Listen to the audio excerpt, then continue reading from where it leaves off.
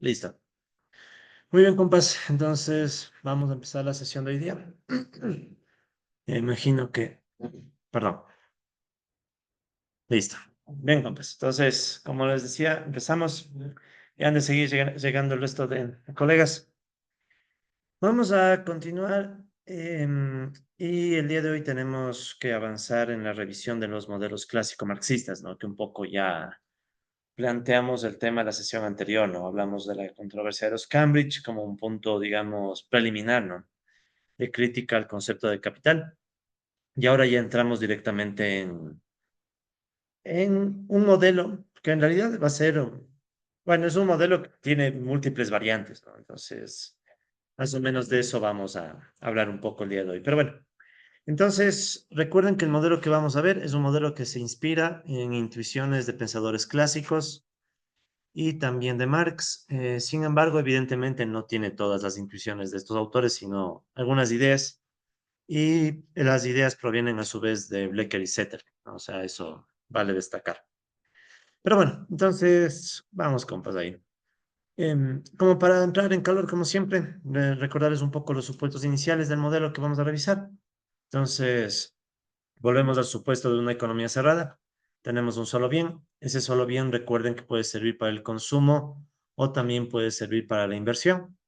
Sí, no olvidarse que aquí en la cuestión de que haya un solo bien de capital vendría la crítica de la controversia de los cambios, ¿no? Que bueno, eso ya no lo vamos a discutir por ahora.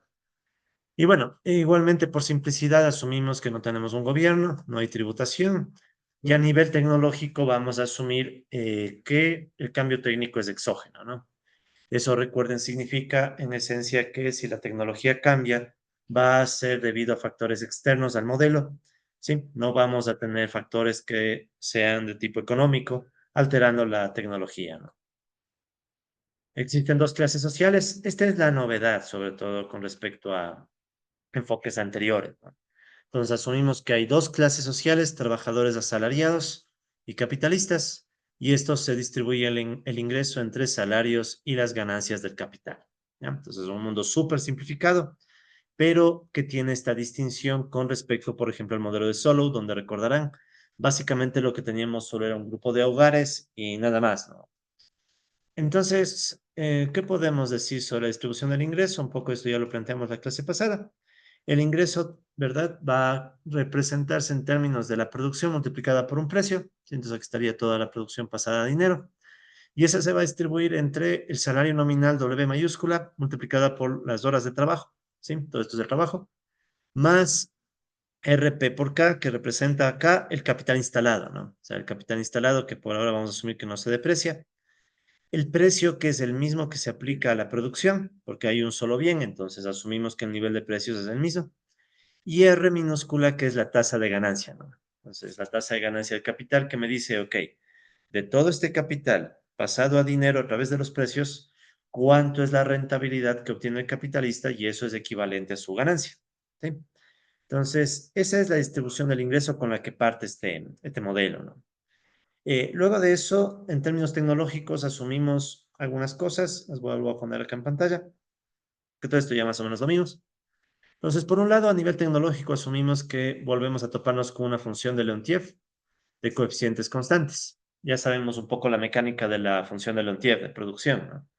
No hay la sustitución trabajo-capital a la que nosotros nos acostumbramos con una función de tipo Cobb-Douglas.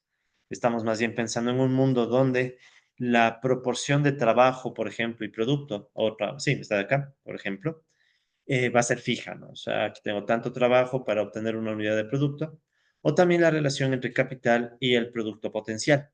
¿Sí? Entonces, en este mundo vamos a asumir que el capital define un producto potencial, pero no necesariamente se utiliza todo. Entonces, ahí teníamos también la definición del uso de capacidad instalada. Ese uso de capacidad instalada que representaba la ratio, ¿no? Entre la producción que se ve efectivamente y la producción potencial, ¿de acuerdo? Entonces, toda esta ratio me va a decir cuánto capital se está utilizando. Y para simplificarnos la vida, asumimos que ese uso de capacidad instalada va a coincidir con un nivel normal, ¿no? Muy bien, entonces combinando las ecuaciones, esto también ya lo mencionamos la clase anterior, incluso vimos cómo se conecta con el notebook que complementa esta sesión. Al final nos topamos con estas relaciones, ¿no? Por un lado, la relación capital-producto, ya no el potencial, ¿no? Sino el efectivo, termina siendo A1 sobre UN. Y a la vez, combinando también otras de estas ecuaciones, la 3 y la 7, vemos que la relación capital-trabajo es igual a 1 sobre A0 y UN, donde destaquemos, ¿sí? Estos coeficientes A1 y A0 representan la tecnología, ¿de acuerdo? Que vienen como coeficientes de la función de Liontiev. Y el término UN, en cambio, está representando el uso de capacidad instalada, ¿sí? Que a lo largo de este modelo vamos a asumir que se mantiene constante en el nivel normal. ¿Sí? Ya más adelante, cuando topemos modelos más de corte keynesiano, ahí cambiaremos ese supuesto, ¿no? Y permitiremos que el uso de capacidad instalada se vaya modificando.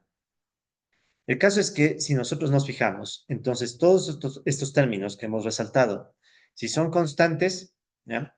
Básicamente nos dicen entonces que el capital, la producción y el trabajo deben crecer todos a la misma tasa o al mismo ritmo. Eso también ya lo mencionamos la clase pasada. La idea entonces, ¿cuál es? Que a la tasa a la que vaya a crecer el capital, 2%, 3%, lo que sea, esa misma tasa va a representar el crecimiento de la producción y del empleo.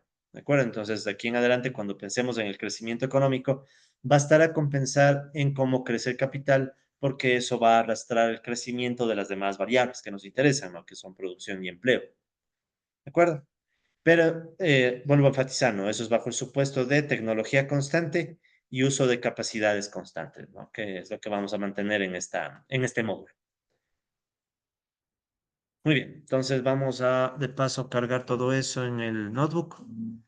Entonces, a ver, si no me equivoco, todo eso llega hasta la ecuación 8, ¿no? Entonces vamos a cargar también de una vez el notebook. Listo, está la ecuación 8. Ya. Como ya la sesión pasada, incluso más o menos les expliqué la mecánica de este notebook, ¿no? Muchos de estos desarrollos se basan en sistemas de ecuaciones y tenemos que ir imaginando cómo se van despejando dentro de la codificación en Python. Entonces ya no voy a detenerme mucho en eso, ¿no? Vamos a ir un poco más rápido para poder entender más bien la esencia del modelo y los detalles del mismo ustedes los pueden ver en el notebook y de hecho con eso también pueden confiar que, que los desarrollos están bien, ¿no? O sea, todo lo que pasa en las láminas básicamente sucede también en el notebook. Entonces ganemos un poco de ritmo pensando en lo siguiente, ¿no? Una vez que yo ya sé que el capital es el que mueve la economía, ¿sí? Em, ahora quiero concentrarme en la distribución del ingreso. Para analizar la distribución del ingreso, vamos a definir al salario real.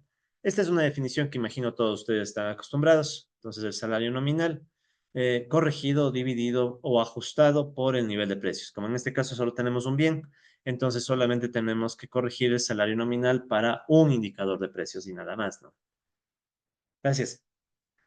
Entonces, ¿cuál es la idea? La idea es que en este modelo, como no vamos a explicar la inflación, ¿sí? Este va a ser un modelo que no se enfoca en la inflación, queremos un poco deshacernos del nivel de precios, ¿sí? Entonces, por eso es que nos vamos a enfocar en el salario real. ¿De acuerdo? Entonces, si nosotros combinamos algunas ecuaciones, y vamos a hacer el desarrollo a mano así rápido, podemos llegar a esta relación, ¿sí? De hecho, a ver, me voy a llevar esto así rápido a mi pizarra. Ya, entonces... Pensemos un poco, ¿no? Ya no voy a estar explicando muy a detalle qué ecuación empata con cuál número, ¿no? Voy a hacerlo mucho más rápido. Entonces, si ustedes recuerdan, por ahí creo que era la uno, nos hablaba de la distribución del ingreso, ¿no? P por Y era igual a W por L más RP por K, ¿no? ¿De acuerdo? Entonces, aquí nosotros podemos ver que está la distribución del ingreso y si yo divido en ambos lados para el precio, ¿de acuerdo? Al dividir en ambos lados para el precio que voy a conseguir, por estos lados se van a simplificar los precios, ¿verdad? Y me va a quedar solo la producción es igual, W sobre P es el salario real, que va a ser W minúscula L, más R por K, ¿no? ¿Ya? Eso en primera instancia. Luego yo puedo tomar esta ecuación, ¿verdad? Y bueno, hay muchas alternativas, ¿no? A ver, ¿cuál sería la más? Ya, por ejemplo, ¿no? ¿Qué tal si yo divido todo para Y? Entonces, si yo divido todo para Y, obviamente aquí me va a quedar solo un 1. Es igual. W L sobre Y. Si ustedes recuerdan, esa era el coeficiente uno de los coeficientes de la función de producción de Lentiev. ¿Cuánto trabajo se necesita para producir? ¿sí? Entonces, este va a ser W por A sub 0 más R y viene K sobre Y. Esta ratio K sobre Y, la vimos hace unos minutos, era A1 sobre UN, ¿no? Eso venía de un poquito más de atrás, ¿de acuerdo? ¿Sí? Entonces esto ya lo vimos, que K sobre L era A1, perdón, sobre A0 UN. Casi me olvido en dónde anoté, ya me olvidé en dónde anoté. Acá está, ya. Para en esto es a veces errático. Ya. Listo, entonces me estoy olvidando acá de la sub-cero, ¿no? Quiero hacer de memoria. Eso es. Ya. Ok, entonces eso vendría de esta otra ecuación, ¿no? A1 sobre A0 UN es lo mismo que K sobre... no, perdón, estoy bien. A ver, K sobre Y es A1 sobre UN. Estaba bien, no sé. Me distraje. Ya. Ok, entonces K sobre Y es A1 sobre UN. Entonces ya pueden percibir que aquí va a quedarme una relación entre salario real y tasa de ganancia, ¿no? Que si nosotros la despejamos, bueno, casi es evidente que va a quedarnos esto, ¿no? De todas maneras, hagamos un poco el esfuerzo. Esto que suma pasar a restar me quedaría 1 menos R a 1 sobre UN igual W por A sub 0.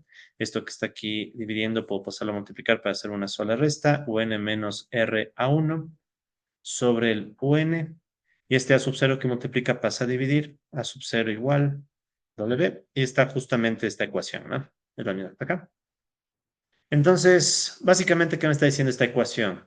Que si tenemos un aumento de la tasa de ganancia, bajo este enfoque, va a haber una caída en el salario real debido al signo que está aquí de menos, ¿sí? Entonces, el signo menos está provocando esa relación inversa que nosotros la tenemos aquí. Bueno, me adelanto, ¿ya? Y también la tenemos en el notebook. Entonces, ahora sí vamos rápido. Entonces, cargamos la definición del salario real y luego tenemos esta relación inversa. ¿De acuerdo? Entonces, noten esto, ¿no? Esta relación inversa nace sin aplicar muchos supuestos. O sea, los supuestos que nosotros hemos planteado básicamente fueron dos: tecnología constante y el uso de capacidad instalada igualmente constante, ¿no? Solo con asumir eso, nosotros ya notamos que hay una relación inversa entre salarios y tasa de ganancia que es un poquito opuesto a lo que nosotros aprendemos en la economía convencional, en la economía no clásica, en la versión básica al menos. Recordarán, y perdón que sea muy enfático en esto varias veces, pero bueno, la productividad marginal del capital y la productividad marginal del trabajo es la que se supone deben definir salario y tasa de ganancia desde el enfoque más neoclásico. ¿Sí? Entonces, en el enfoque más convencional, neoclásico de la micro de pregrado sobre todo, se supone que las productividades marginales definen la relación entre estas dos, entre salario real y la tasa de ganancia. En cambio, desde este enfoque clásico marxista, si asumimos que la tecnología es Leontief y se mantiene constante, y a la vez asumimos que el uso de capacidades no se mueve, surge más bien una relación contradictoria, ¿no? La tasa de ganancia y el salario real se contraponen. Entonces aquí surge o empieza a surgir el conflicto distributivo, ¿no? En esta relación inversa, salario real, tasa de ganancia. Entonces, una forma bastante sencilla de empezar a mostrar que en este mundo va a haber conflicto entre clases sociales, ¿no? Y de una vez adelantándome un poco, ahí ustedes pueden ver la gráfica incluso de esta relación, ¿no? Entonces, si nosotros nos fijamos, esto de acá en definitiva es una relación lineal entre W y R. Si quieren, W estaría en el eje vertical, ¿de acuerdo? Y R estaría en el eje horizontal, ¿sí? De hecho, notarán ustedes que, por ejemplo, ¿no? Si hacemos que la tasa de ganancia sea cero, entonces tendríamos el intercepto al nivel, ¿de acuerdo? Que estará acá arriba, o sea, cuando tasa de ganancia es cero, sería este intercepto que está acá arriba. Y ese intercepto es UN sobre A0 UN, obviamente las UN se van a simplificar y solo me queda 1 sobre A sub 0, que sería este punto superior, ¿no? De esta relación inversa. En cambio, la de abajo surge si ustedes hacen cero más bien al W, ¿no?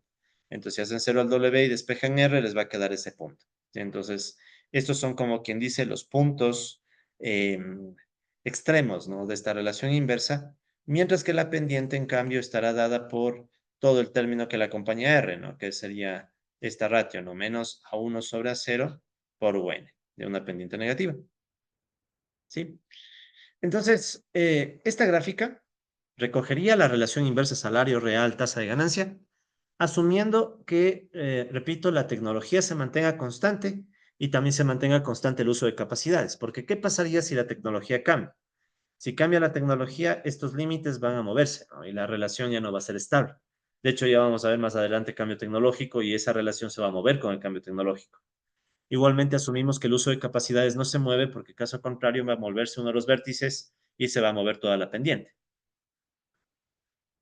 Ahora, de paso, así como aprovechando que tenemos esta relación inversa, también la podemos sacar aquí. Entonces, de paso, aquí está la gráfica, ¿no? Ya, como les dije, ya no voy a explicar mucho estos comandos, ustedes los pueden ver. Más bien, ahí tienen la relación inversa, ¿no? Entonces, ahí está la relación inversa y como les decía, si ustedes van moviendo el A sub cero, pueden ir notando cómo se va a mover esta relación. Y lo mismo si se mueve la sub uno, ¿no? Y lo similar con el uso de capacidades. Entonces aquí me adelanto un poquito en el tema de cambio tecnológico solo para mencionarles lo siguiente, ¿no? Si nosotros tenemos esta relación entre salarios y ganancias, ¿de acuerdo? Supongamos que tenemos una situación donde el salario real es 0,15. ¿Ya? Digamos que esa es la situación actual, ¿no? Con una tasa de ganancia del 20%, ¿de acuerdo? Entonces, dependiendo del tipo de cambio tecnológico, supongamos que tenemos un cambio tecnológico en donde el A sub cero cambia, o sea, de hecho cae, y el A sub uno también cae. ¿Ya? Ya veremos más adelante que ese cambio tecnológico tiene incluso un nombre, se le llama cambio técnico neutral a la Higgs. Entonces, cuando pasa eso, ¿sí? Cuando tenemos una caída en A sub cero y A sub uno, ya veremos de qué significa eso. Pero lo que podemos ver es que ese cambio tecnológico puede expandir toda la relación inversa y permitir que tanto trabajadores como capitalistas aumenten sus ingresos, porque ahí pueden ver que tanto la tasa de ganancia como también el salario real se expande. ¿Sí? Entonces eso va a ser bien interesante en este enfoque. El cambio tecnológico podría volver menos tensa, si quieren, la relación inversa entre trabajadores y capitalistas. No es que desaparece, ¿no? Sigue habiendo esa relación inversa, pero básicamente, si es que hay un cambio tecnológico en la dirección adecuada, podría permitirse que a las dos clases sociales se les otorguen más recursos. ¿Sí? Evidentemente que nadie garantiza que pase eso, no puede haber otras formas de cambio tecnológico.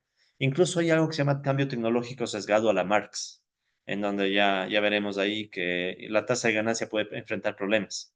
Pero bueno, eso lo iremos viendo con calma, ¿no? El caso es que ya tenemos esta idea, hay una relación inversa entre estas variables y a su vez podemos un poco expresar sobre todo la pendiente a través de la intensidad de capital. Entonces, esta variable se va a parecer, no es exactamente lo que usamos en el modelo de Solow, ¿sí? Pero tiene un parentesco, ¿no? Vamos a llamar como K minúscula al capital efectivamente utilizado, por eso es que es capital multiplicado por el uso de capacidades, dividido para L que representa el trabajo. Entonces, si yo hago esta división, no, U por K sobre L, me estaría diciendo cuánto capital se está usando de manera efectiva tomando en cuenta el número de horas de trabajo, ¿no? O sea, por cada trabajador, si quieren, para no decir horas, ya, por cada trabajador, cuánto capital realmente se usa. Y si se fijan, eso va a coincidir con esta ratio entre A1 y A0. Es decir, esta inclinación más o menos me da una idea, ¿sí? Más o menos me da una idea de qué tan intensiva es la economía en términos de capital. Sí, evidentemente que eso es asumiendo que el UN se mantiene constante, ¿no? O sea, si no movemos el UN, entonces supongamos que la pendiente cambia, ¿no? Y fuera una relación mucho más inclinada. Entonces, si es que tenemos una relación mucho más inclinada, podríamos asumir que si sobre todo el uso de capacidades no se mueve, entonces hay un uso más intensivo del capital, ¿sí? Con respecto al trabajo. O sea, más capital utilizado por cada trabajador, ¿no? Ok, entonces básicamente eso abre las puertas a un montón de interpretaciones de esta relación inversa, muchas de las cuales serán sujetas del taller, cual ya hemos de definir la fecha, ¿no? Entonces, básicamente, por ejemplo, ¿no? Si yo les dijera, usando la relación inversa entre salarios y ganancias, representar un aumento de la intensidad del trabajo, perdón, de la intensidad de capital. Pues, ¿cómo tendría que verse el cambio en la figura? O sea, el cambio tendría que implicar un aumento de la pendiente, ¿no? Entonces, mientras más pendiente tenga esta relación, estaríamos viendo una situación donde hay más uso de capital por hora trabajada, ¿no? Ok. Pero bueno, eso es apenas el inicio, ¿no? Ok, entonces sigamos, ¿no? Igual vamos cargando las ecuaciones. Entonces, Eso sí, mencionarles que después de usar cada gráfico es muy oportuno que cierren el gráfico, sobre todo en la versión dinámica, porque a veces los gráficos se acumulan, ¿no? Y se guardan en la memoria interna y después generan conflictos ahí. Sí. Bueno, entonces definimos las otras ecuaciones. Ahí está la intensidad de capital. Y también está esa intensidad es, como ratio entre A1 sobre A0. ¿Ya? Que eso, bueno, no, por el momento no me preocupa mucho, ¿no? Ya. Listo. Entonces, esa sería como una primera conclusión de este enfoque, ¿no? O sea, hay una relación inversa salarios-ganancia que más o menos trata de indicar la lucha distributiva, ¿no? Entonces, aquí ya nos olvidamos de las productividades marginales y más bien pensamos en esta cuestión de, bueno, quién, por ejemplo, tiene más poder para definir dónde se da la distribución, ¿no? Ahora, algo parecido va a suceder con el consumo, pero antes de eso, sobre la distribución capitalista, sobre la distribución del ingreso, hay otra variable que necesitamos conocer que es la participación capitalista. ¿Sí? Esta variable va a participar mucho en los modelos heterodoxos que vamos a estudiar, así que tenemos que revisarla. Y bueno, Blecker y Setterfield penosamente le llaman a esta variable pi, ¿ya? Que es un abuso de notación porque pi se supone que es un número, ¿no? 3, 14, 15, etcétera. En este caso nos vamos a coger al libro de Blecker y Setterfield porque mi interés es que también puedan comparar lo que vemos en clase con el libro, pero más bien la esencia, ¿no? O sea, ¿qué va a indicar este pi? Pues fijémonos que en el numerador están las ganancias capitalistas, ¿no? O sea, el capital utilizado, perdón, el capital instalado, el precio al que está cotizado ese capital y la tasa de ganancia. Entonces, todo lo que está en el numerador son las ganancias capitalistas. Y en cambio, en el denominador está la producción, que si ustedes recuerdan, de hecho, la producción habíamos dicho que se repartía justamente entre salarios y ganancias. Entonces, este pi, ¿sí? Esta participación capitalista, me va a indicar tal cual el porcentaje de la producción o del ingreso que va a manos capitalistas, ¿no? Entonces, no hay mucha vuelta que darle. De hecho, por eso se llama participación capitalista. Ahora, una observación. En inglés, más que participación capitalista, se le suele llamar el profit share, ¿no? Sí. Sin embargo, para hacerle un poco más potable la traducción, algunos textos le traducen así, ¿no? Participación capitalista y me acojo a esa idea. Pero en inglés lo van a encontrar así en el libro, ¿no? Como el profit share, la participación de las ganancias. En todo caso, bueno, eso está clarísimo. Pi va a indicar la proporción del producto que va a la clase capitalista y evidentemente lo que sobra, que sería el uno menos pi, en cambio se iría a los trabajadores. Entonces había la opción de llamarle participación asalariada, pero mejor le llamamos participación salarial, para que el nombre también sea un poco potable, ¿no? En inglés, este en cambio se le llama el wage share. Así que por ahora solo le vamos a ver como la diferencia. ¿Ya? Entonces, nada del otro mundo, ¿no? Si, por ejemplo, nosotros vemos que pi es igual a 0,3, ¿ya? Más o menos, evidentemente uno menos pi va a ser igual a 0,7. Más o menos, estos son los números que se ven, por ejemplo, en Estados Unidos. ¿Sí? O sea, en Estados Unidos, más o menos la participación de los salarios en la producción sí llega a ser elevada, llega a estar por el 60-70%, aunque en los últimos años ha bajado. Ya un poco discutiremos sobre eso. En cambio, con respecto a la participación de las ganancias, suele estar bordeando el 30%. Eso en Estados Unidos. En países como el Ecuador, primero esto es más difícil de medir, porque en Ecuador, como ustedes saben, eso de trabajador asalariado tiene una connotación distinta. Mucha alguien está sacando copias del libro. Ah, bueno, no se preocupen, no hay problema. Sí, no, más bien gracias, porque vaya a ser que esté imprimiendo sola, ¿no? Eso sería peor. Sí, no se preocupen. Ya. Más bien lo que les decía, ¿no? En el Ecuador, estas primero son más difíciles de medir, ¿no? Las participaciones de asalariados y capitalistas, porque hay mucho peso del trabajo informal. Pero más o menos, sí, más o menos, en el Ecuador podríamos decir que la participación salarial suele estar en un 33 a 35%, más o menos, ¿no? Eso ustedes lo pueden ver en las cuentas nacionales cuando revisan el PIB por el lado de la distribución del ingreso, la distribución funcional. Sí, si nos alcanza el tiempo hoy día, vamos a echarle un vistazo a los datos, o bueno, echemos un vistazo rápido a los datos del Banco Central. Entonces, verán, en el caso del Ecuador, ustedes tendrían que ir acá, nos vamos a Banco Central, en las estadísticas económicas. Entonces vamos a ver cuánto es más o menos la participación salarial en Ecuador, ¿no? Más o menos, porque repito, esto no es una medida exacta, ¿no? A ver, más o menos, sector, ¿dónde está el sector real? Cuentas nacionales. Vamos con las anuales. Cuentas nacionales anuales. A ver, veamos si. Eso, entonces aquí están las matrices de contabilidad. ¿Ya? Matrices de empleo e ingresos. Ya, entonces, verán, ustedes en estas matrices de empleo e ingresos tienen la información justamente de la distribución del ingreso para el caso de Ecuador, ¿no? Usualmente esta información está desglosada por ramas de actividad, ¿sí? En la versión, digamos, completa de la matriz, ¿no? Que es la que quiero mostrarles. Ya, entonces, un segundo. Es lo que no me convence que esté en Excel, pero bueno, ya. Esperemos que se cargue. Eso es, ya. Pues aquí tenemos este boletín del Banco Central, sí. Tomemos el año 2023, por ejemplo. Entonces, seguramente muchos de ustedes conocen esto, ¿no? Que es la matriz de empleo e ingresos. Antes la ponían dentro de la tabla oferta-utilización, pero ahora nos dan la matriz ya por separado. Entonces, en esta matriz, ustedes tienen las ramas de actividad, sí, en la parte de arriba. Y al final, vámonos solo a toda la economía, ¿no? Entonces, aquí está la economía total. Y aquí pueden ver que están los indicadores, ¿no? Producción total, consumo intermedio, valor agregado bruto. El valor agregado bruto sería lo que más se aproxima a nuestra Y. ¿Sí? Evidentemente no es exacto, pero es lo más aproximado. ¿Sí? Entonces, digamos que de aquí yo quiero saber la participación asalariada o de los salarios, ¿no? Participación salarial, el uno menos pi. Entonces, para ello tendríamos que ver dónde está total asalariados. Aquí está, remuneraciones. Entonces, este de acá de remuneraciones serían los salarios, ¿no? O sea, serían todos los salarios y eso dividido para el valor agregado bruto, cero. Los salarios no reciben nada. Ha subido un poco, ¿no? 37%. Ya ese es el valor que tiene ahora. Ahora, este valor está un tanto inflado porque tomen en cuenta que aquí están también remuneraciones del sector público. ¿Sí? Entonces, estas remuneraciones del sector público y están otro tipo de remuneraciones que no necesariamente corresponden a la relación capital-trabajo. ¿Sí? Entonces, ¿qué es lo que toca hacer?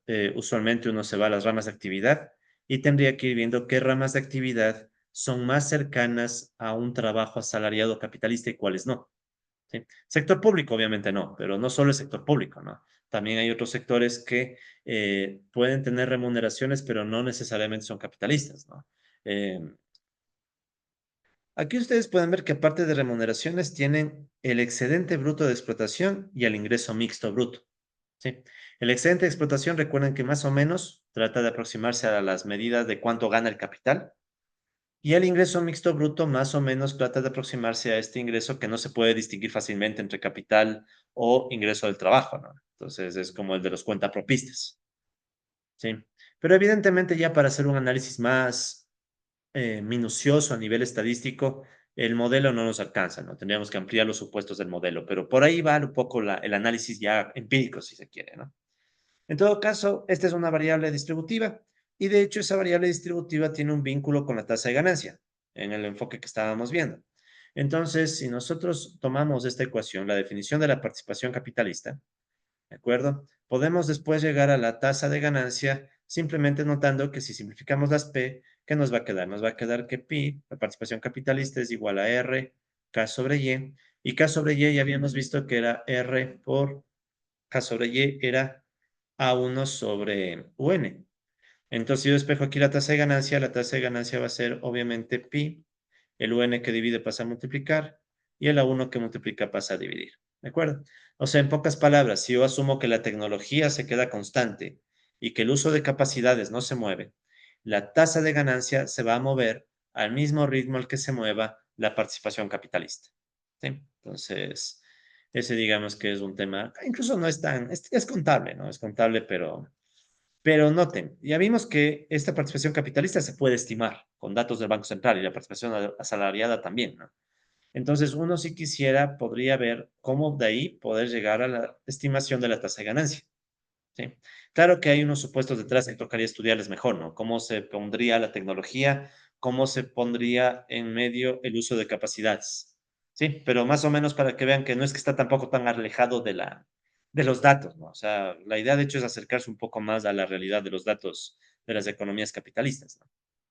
En fin, eso con el lado de la distribución del ingreso. Por el otro lado, analicemos también el lado del consumo y la inversión. Especialmente, vamos nosotros a asumir que existe equilibrio en el mercado de bienes.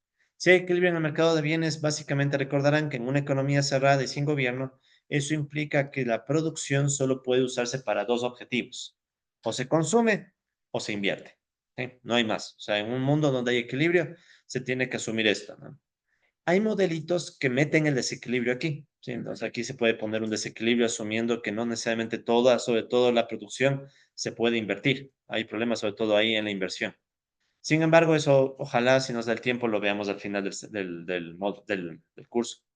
Por ahora, quedémonos con esta idea, ¿no? Entonces, Y representa otra vez la producción pasada a dinero por los precios, C mayúscula va a representar el consumo real y la I va a representar la inversión real, todo pasado obviamente a dinero a través de los precios, que bueno, se van a simplificar, ¿no? En este caso no tienen mayor participación. Ahora, además, vamos nosotros a tomar en cuenta que la inversión, ¿sí? Se define en este enfoque como inversión real en nuevo capital, ¿sí? Es decir, la I tiene que representar lo mismo que K punto. Y recuerden que K punto era la derivada del capital en el tiempo o una forma de medir cómo el capital crece en el tiempo, ¿sí? Esto incluso se parece mucho a lo del modelo de Solow, ¿no? O sea, asumimos que la inversión es equivalente a este K punto. Igual, detrás de esa igualdad hay algunos supuestos, aunque por ahora nos vamos nosotros a saltar, pero en el módulo 3 ya vamos a ver con más detalle. Cuando en el módulo 3 veamos modelos de ciclos, ahí vamos a profundizar en los supuestos que están detrás de la igualdad. Por ahora simplemente una definición, ¿no? Y también vamos a definir la tasa de acumulación. ¿Qué va a ser la tasa de acumulación? La G va a representar a K punto sobre K. Y bueno, hubiera sido ideal también poner ahí que esto, de hecho lo voy a poner, ¿no? K punto sobre K, como sabemos bien, equivale a K gorra, ¿no? K punto sobre K es lo mismo que K gorra, ¿sí? Esta tasa es vital para nosotros en este modelito porque representa el ritmo al que crece el capital, 2%, 3%, etcétera, pero a la vez, recordarán por los supuestos anteriores, también va a ser el ritmo al que crece la producción y el ritmo al que va a crecer el empleo, ¿sí?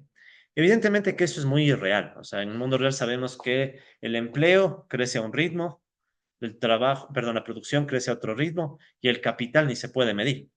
Ahora, de hecho, por ejemplo, en países como el Ecuador no sabemos siquiera cuándo el empleo mismo crece, ¿no?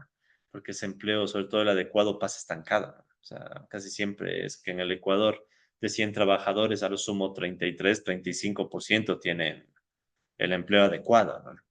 Entonces, esa es otra discusión. Pero el caso es que si asumiéramos tecnología constante y uso de capacidades constante, necesariamente esto debería cumplirse en una economía cerrada, en una economía sin gobierno, ¿sí? ¿Por qué enfatizo en esto de los supuestos? Incluso para que un poco se despechen de este modelo también, ¿no? Y de todos los modelos. Pero si uno se despecha de los modelos, ¿es con qué objetivo? Con el objetivo de decir, a ver, si no te gusta este modelo, quítale el supuesto. O sea, ese es el tema, ¿no? O sea, el tema no es solo despecharse del modelo y ya, ¿no? O sea, si es que dice alguien, esto no me gusta porque es de economía cerrada, entonces, claro, uno se puede poner necio y decir, bien, ábrele la economía. O si alguien dice, no me gusta que haya gobierno, entonces dirías, bueno, ponle el gobierno. ¿Sí? Entonces, hagan de cuenta que por cada supuesto hay gente que ya le ha trabajado, ¿no? O sea, ya ha hecho cosas y ya hablaremos de eso más adelante, ¿no? Incluso hoy tengo toda una lista de autores que han cambiado el modelo en diferentes aspectos. En fin, como sabemos entonces, esta tasa de crecimiento del capital o tasa de acumulación, ¿de acuerdo? Es equivalente al crecimiento económico. ¿Sí? La tasa de crecimiento económico, cuando sabemos que a 0, a 1 y el U sub n son constantes. ¿Ok? Entonces, y también vamos a definir una ratio que nos va a ayudar bastante, que es la ratio consumo-trabajo.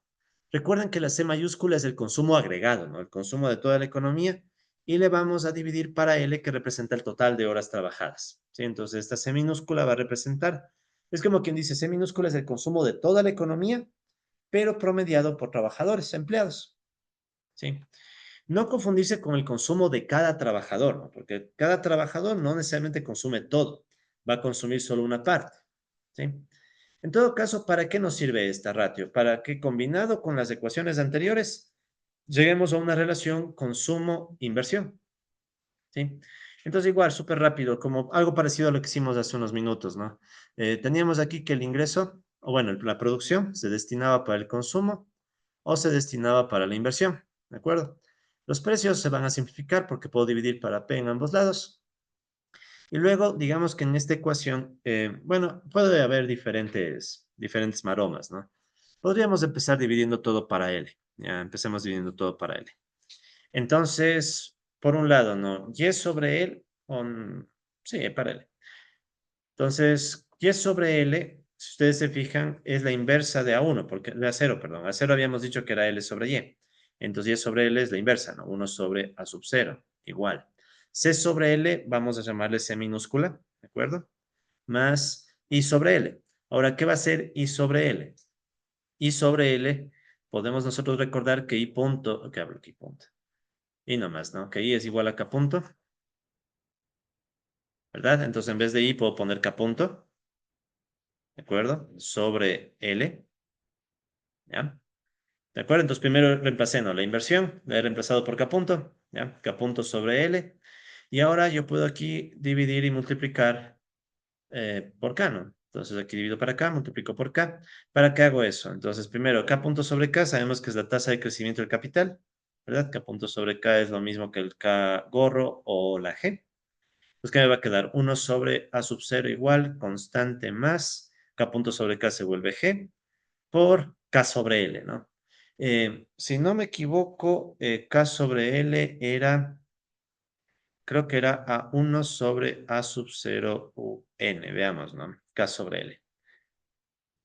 Déjenme el proceder. Ustedes también tienen la hojita de ecuaciones, incluso. De hecho, usemos la hojita de ecuaciones, ¿no? Sí les mandé a ustedes la hojita de ecuaciones, ¿no? Sí. Yo, ya. Porque como notarán, estas ecuaciones van expandiendo súper rápido, ¿no? K sobre L a 1 a 0. Sí, perfecto. Ya estamos bien. La memoria no falló ahí. Ya. Listo. Entonces ya tenemos esto. Y bueno, aquí ya pueden imaginarse que si nosotros despejamos la C, arreglamos términos, les va a quedar esta ecuación. ¿Sí? No perdamos mucho tiempo ahí.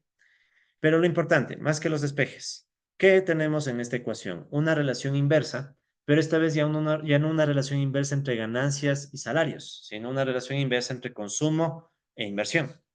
Es decir, en esta economía, bajo los supuestos que hemos planteado, también el consumo y la inversión entran un poco en contradicción, ¿sí?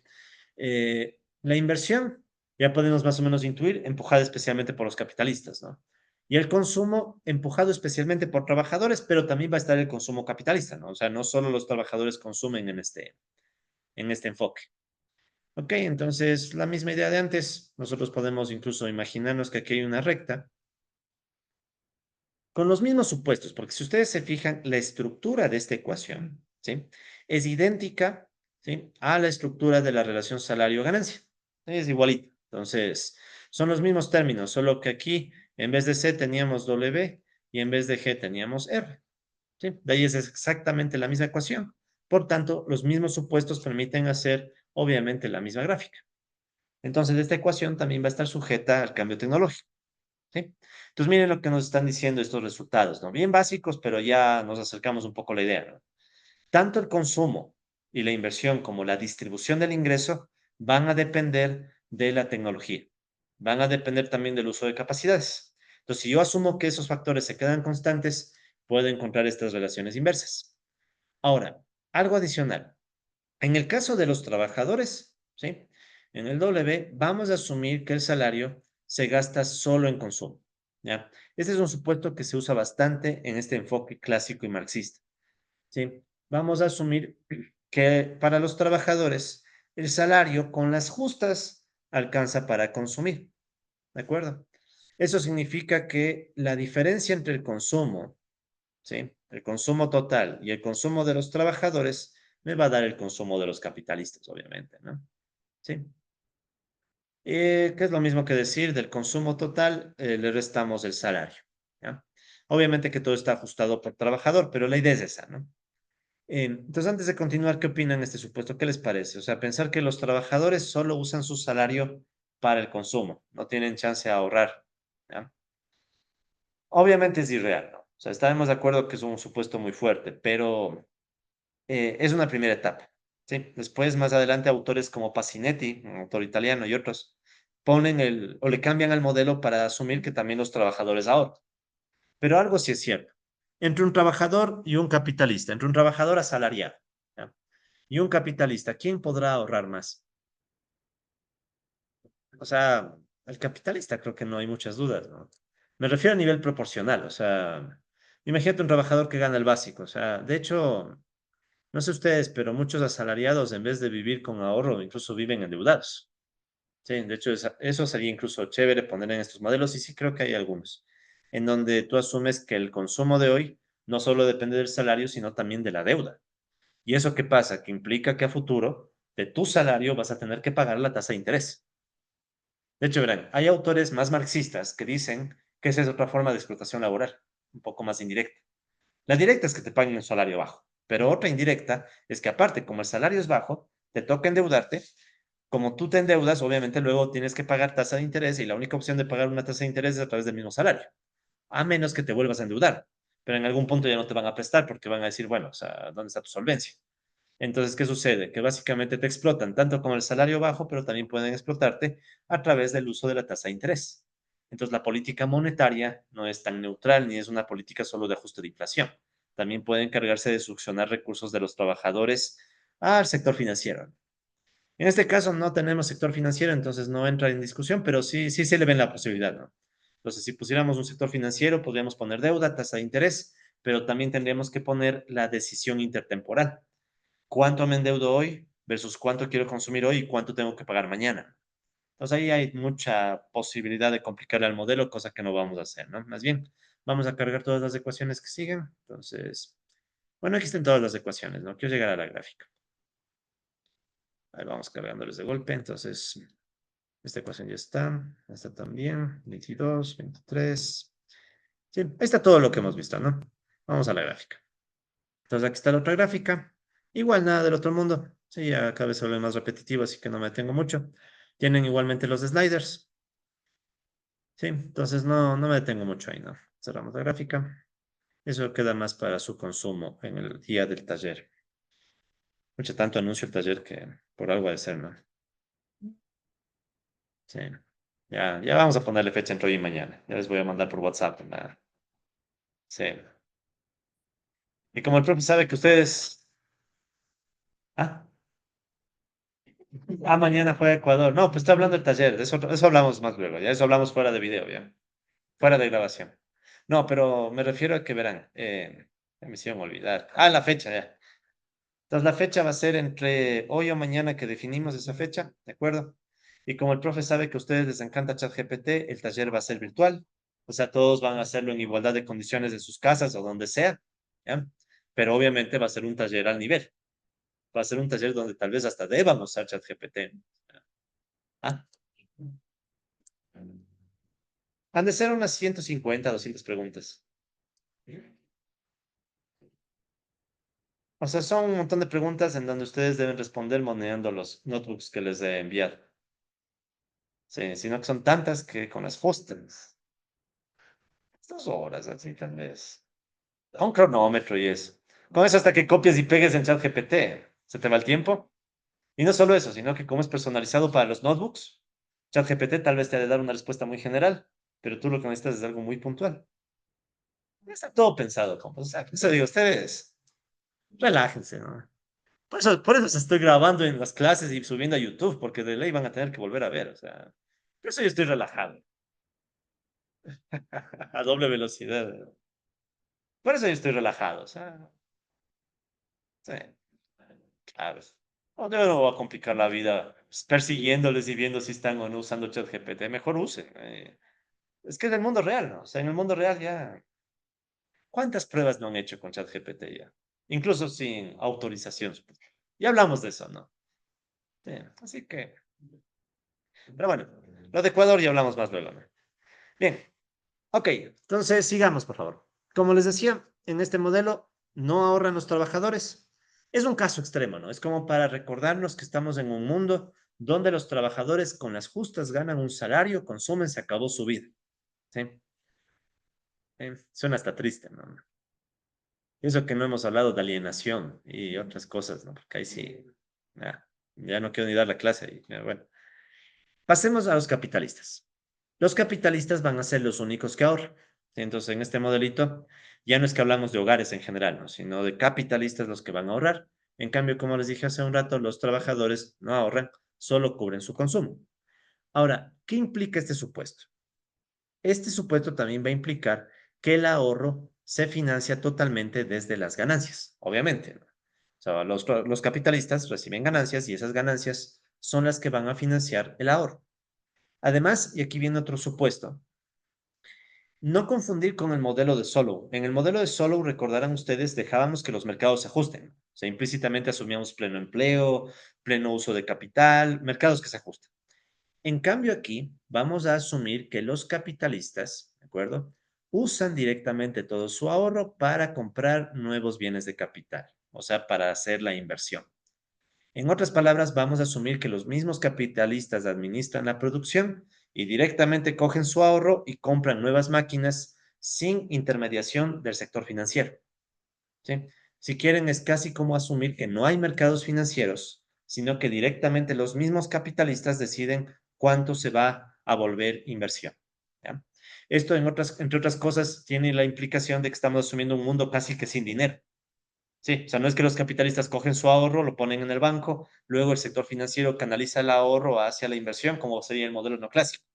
Más bien aquí asumimos de golpe, los capitalistas tienen su ahorro y directito los capitalistas dicen, este ahorro de inmediato se vuelve inversión. ¿Sí?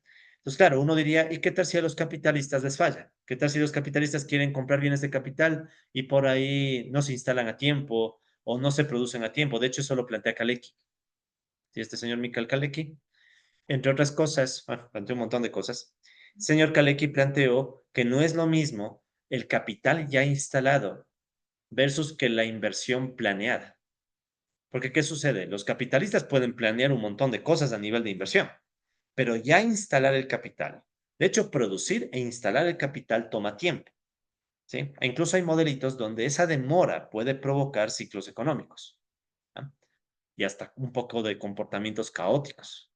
En nuestro caso no nos vamos a meter por ahora en eso. Por ahora simplemente vamos a asumir, ¿ya? Que este señor Kalecki no existe y que, sí, no, Kalecki aparece en la unidad 4 más o menos, ¿ya? Entonces no se preocupe, ¿ya?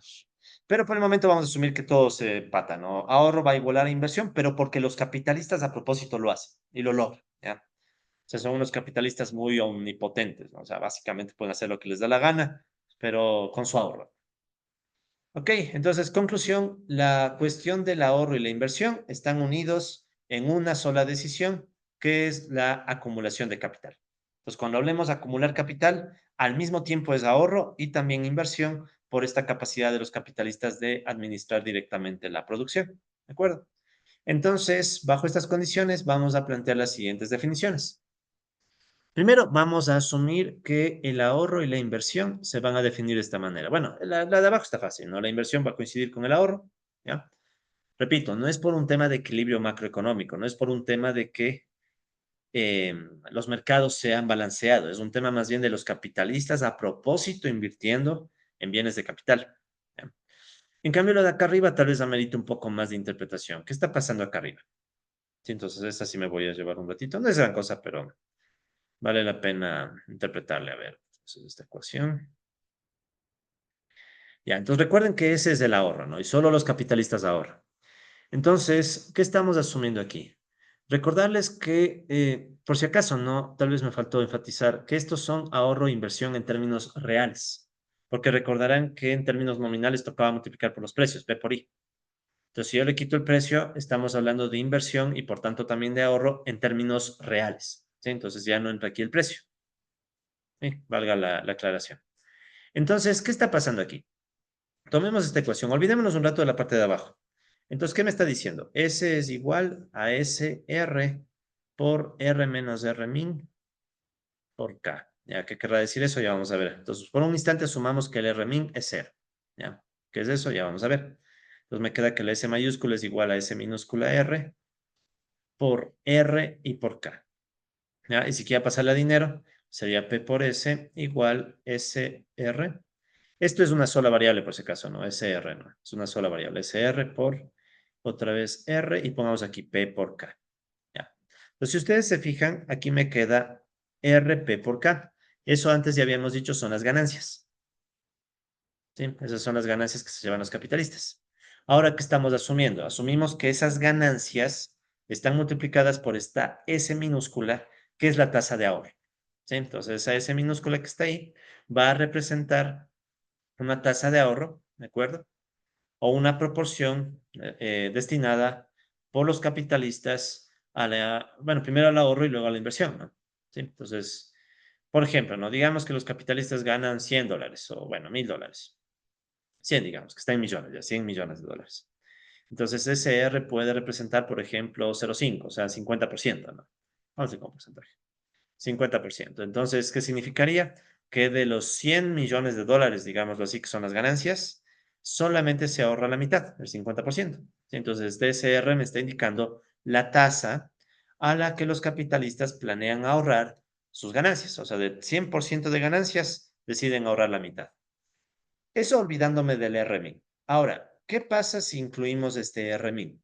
Este RMIN representa una tasa de ganancia mínima con la cual los capitalistas se motivan a ahorrar. ¿Sí? Es como quien dice, yo voy a ahorrar si por lo menos el rendimiento del capital mínimo es 1%, por decir, o 5 o lo que sea, ¿no? Entonces, si el capital no me rinde ni el 1%, no ahorro. ¿Sí? Entonces, esa es la idea del RMI. Por eso es que ustedes, si se fijan, al final el ahorro termina siendo la resta entre la tasa de ganancia que recibe el capitalista y esta tasa de ganancia mínima que le motiva a invertir. Eso si es que la tasa de ganancia es mayor a la mínima. En cambio, si es que es menor, es lo contrario, decide ya no invertir. ¿Sí? Entonces, esa es un poco la idea. La idea es, estamos asumiendo unos capitalistas que dicen, mínimo necesito esta rentabilidad, por ejemplo, del 1%, para lanzarme a ahorrar y luego invertir. Si mi rentabilidad no llega ni al 1%, entonces no invierto y me consumo todito. ¿Ya? Verán, esto es chistoso. Blecker y Setterfield ponen este R mínimo y después como que estorba solo en las ecuaciones. No hacen mucho interpretación del R mínimo. Pero sería interesante, ¿no? O sea, sería interesante discutir un poco cuál será la rentabilidad mínima que los inversionistas ya en el mundo real, ¿no? Te piden para lanzarse a invertir. Porque sí hay una rentabilidad mínima, o sea, en el mundo real. O sea, no es que los capitalistas dicen, con tal de ganar ya me lanzo a invertir, no. Porque recuerden incluso que, como vimos en el ejemplo de la teoría de la controversia de los Cambridge, los capitalistas podrían coger el dinero y ponerlo en el mercado en vez de lanzarse a invertir. Entonces, si quieren, ese RMIN también podría representar eso, un rendimiento mínimo que debería ser superior el que recibe el capitalista para, como quien dice, compensar rentabilidad de mercado. O sea, eso también podemos interpretarle al RMIN, ¿no? Pero bueno, esa es un poco la idea, ¿ya? Y evidentemente la tasa de ahorro tiene que estar entre 0 y 1, ¿no? O sea, máximo el capitalista puede invertir el 100%, no lo va a hacer. Vamos a asumir que tiene que comer, pero tampoco puede quedarse en cero, ¿no? O sea, está entre 0 y 1. ¿Sí? Nada del otro mundo, imagino que... Si ven que esto es como una variante de lo que hacíamos en Solo, porque en Solo era ese por lleno, el ahorro. Era ingreso de los hogares multiplicado por la tasa de ahorro. En cambio, aquí estamos poniéndole un poco de heterogeneidad, ¿no? O sea, estamos asumiendo que solo los capitalistas ahorran y no ahorran todos, sino que ahorran en función de un rendimiento mínimo. Y luego el ahorro se convierte en inversión. Nada del otro mundo. Ok, entonces, ya, aquí hay un error, se movió ahí. Ya está una lámina que no está, esa no debe estar ahí. Ya, esa salami. Ya. Pasa, no pasa nada. Ya. Entonces, al final, si combinamos las ecuaciones, ¿sí? ¿Qué nos va a quedar como resultado? Entonces, al final nos va a quedar esta G. Ya, vamos a sacar esto rápido. Entonces, recuerden, ¿no? El ahorro total, habíamos dicho que era igual a la tasa de ahorro multiplicado por la rentabilidad, quitando este mínimo, y todo multiplicado por el capital. ¿Sí? Entonces recuerden que solo K por R y los precios me daría la ganancia, pero le estamos quitando este mínimo para efectos de considerar que los capitalistas tienen siempre esta rentabilidad mínima sin la cual no invierten. Ahora, ¿qué podemos hacer? Esta K que está aquí multiplicando le puedo mandar a dividir, me quedaría S sobre K igual S por R, R menos R mínimo. Ahora yo sé que el ahorro va a coincidir con la inversión y a la vez sé que la inversión es el aumento del capital, K punto, sobre K. Entonces, si yo tengo K punto sobre K, ¿eso a qué va a ser igual? va a ser igual a la G que hemos dicho que es la tasa de crecimiento del capital. ¿Sí?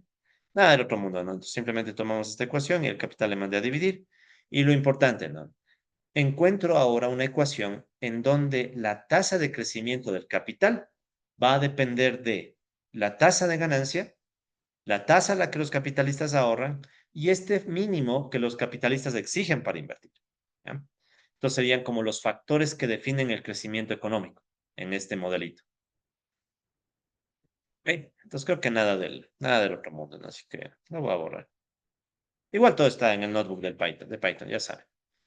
El caso es que esta de acá, ¿sí? Le vamos a llamar función de acumulación y se puede combinar con las otras ecuaciones que encontramos. ¿Qué encontramos? Recuerden que encontramos una relación salario-ganancia y también una relación entre consumo e inversión y también tenemos una ecuación del consumo capitalista. O sea, tenemos estas ecuaciones. ¿Sí? Estas son las ecuaciones base del modelo. ¿Sí? Entonces tenemos al momento cuatro ecuaciones. ¿Sí? Tengo estas cuatro ecuaciones. ¿Y cuáles incógnitas tengo? Entonces, fíjense, tengo cuatro ecuaciones y como incógnitas que queremos resolver estarían, por ejemplo, el salario real, la tasa de ganancia, el consumo ajustado por tamaño por grupo de trabajadores, el crecimiento del capital y el consumo capitalista.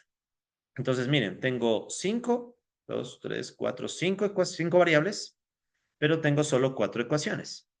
Eso es obviamente asumiendo que la tecnología se mantiene constante, que tenemos un uso constante de capacidades, que la tasa de ahorro capitalista es constante y también vamos a asumir que es constante este mínimo que los capitalistas exigen para invertir.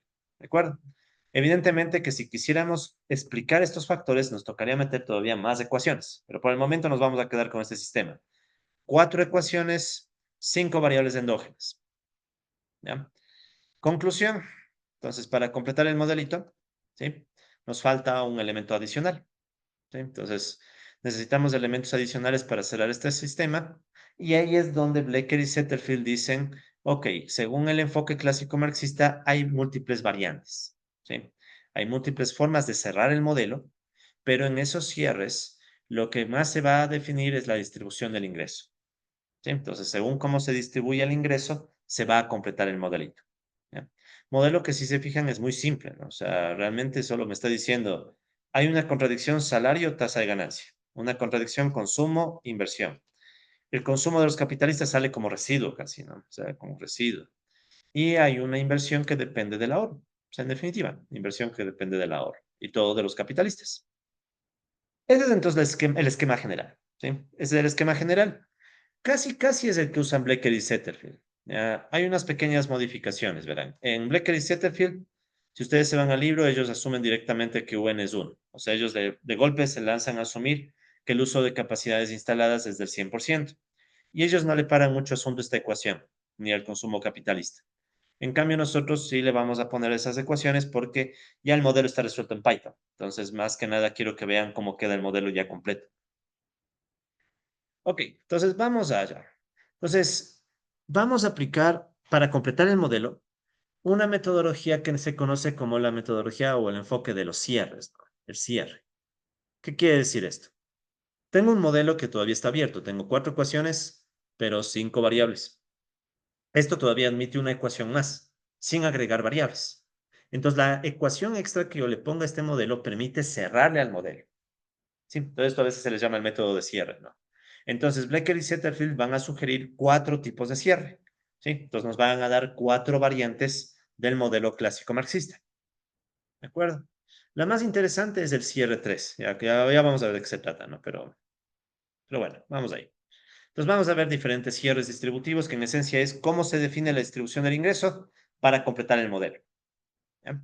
Entonces, antes de ir a los cierres distributivos, empatemos las. Sí, entonces aquí está todo. Ah, por cierto, verán, una cuestión. En el notebook, hablemos un poquito de un tema técnico. Verán, en el notebook aquí tienen dos opciones para definir el ahorro. ¿Sí? Una opción es la que está por defecto que les dejo aquí, que es la opción 2, solo como una ecuación. Pero si se acuerdan, era una ecuación doble, ¿no? O sea, con dos opciones, una opción diferente de cero y otra que sea cero. Si ustedes quieren eso, acá arriba les dejo en cambio cómo hacerle la función si quieren, ¿cuál era? Ah, ya me olvidé. ¿Cómo quitaba los comentarios de golpe? Está necio este teclado. Ya. Control Shift C. No. Control K, Control C. Eso, ya. Ya me acuerdo. Lo que pasa es que el profe vive en el multiverso, ¿no? Entonces estoy usando Python y después matemática, R y todo. O sea, y al fin nunca me aprendo nada. Solo soy economista, no soy. Disculpa. El caso es que, verán, si ustedes le ejecutan esta otra opción, con esa otra opción, en cambio, se puede definir la función por tramos, ¿sí? Usando esta opción SP piecewise. ¿Ya? Entonces, con piecewise ustedes pueden definir una función por tramos, ¿sí? Entonces, si un caso desean. No le uso mucho porque ya cuando se pone uno a resolver o le pone a Python a resolver, se complica sobre todo por este cero, ¿no? O sea, como que se empieza a complicar porque se vuelve algo no lineal, ¿sí? Pero de todas maneras, si alguien lo necesita, ahí les dejo esa opción, ¿no? Yo voy a mantenerla sencilla, Control Shift C, otra vez, Control Shift K, Natalia. A ver, es Control Shift K, no, Control K, Control Shift C, Control C, Natalia. A ver, calma, ¿cómo era? Control Shift K, Control K. Sí, es cierto.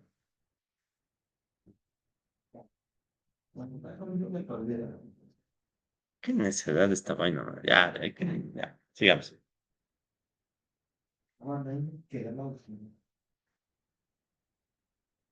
Última intento, ya. Control Shift C. Estoy quedando en ridículo y estoy grabando por YouTube. Control K. ¿Y de qué era? Control C.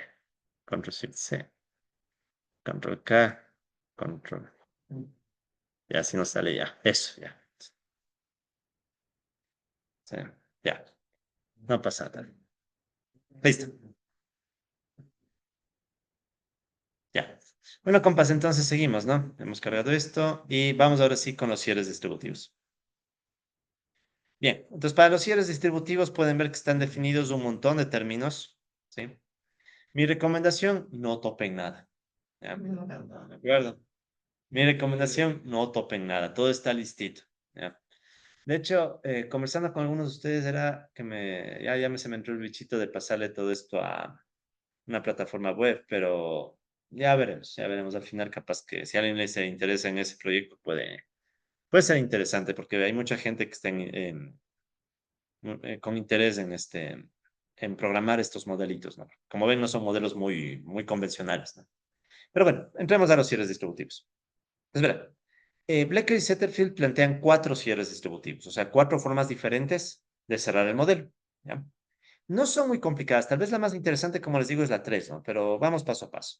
Entonces, el primer cierre distributivo, el cierre uno, es con salario real exógeno. O sea, es de golpe, simplemente asumimos, se define un salario, por ejemplo, el salario mínimo. O sea, se define un salario mínimo y la economía se queda en ese salario mínimo.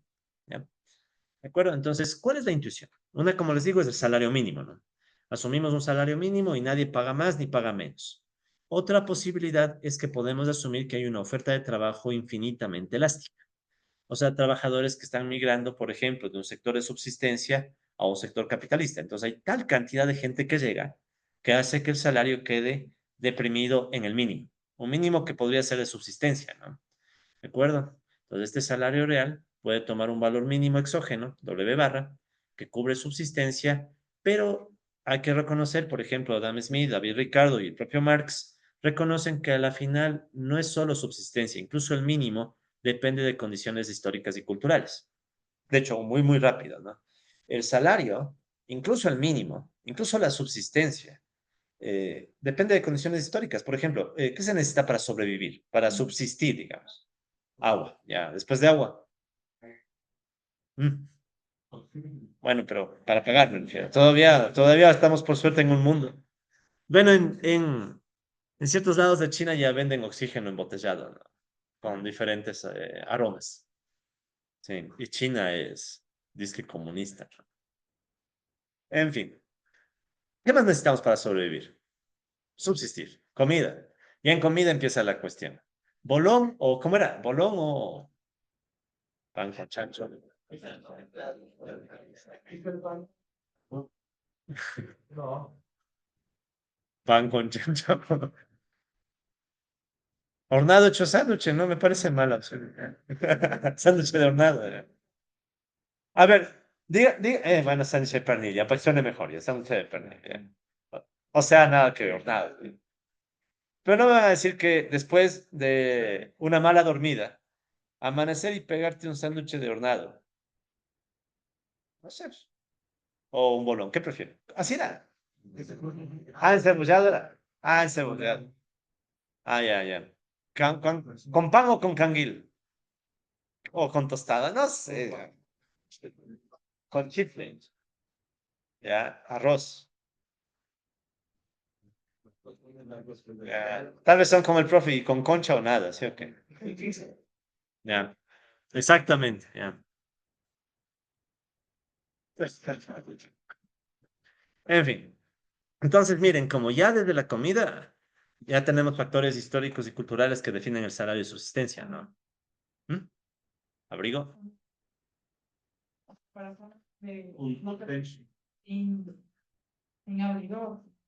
Claro. Sí, y aquí no, no, aquí no tenemos derecho a hablar de frío. Aquí no tenemos derecho a hablar de frío.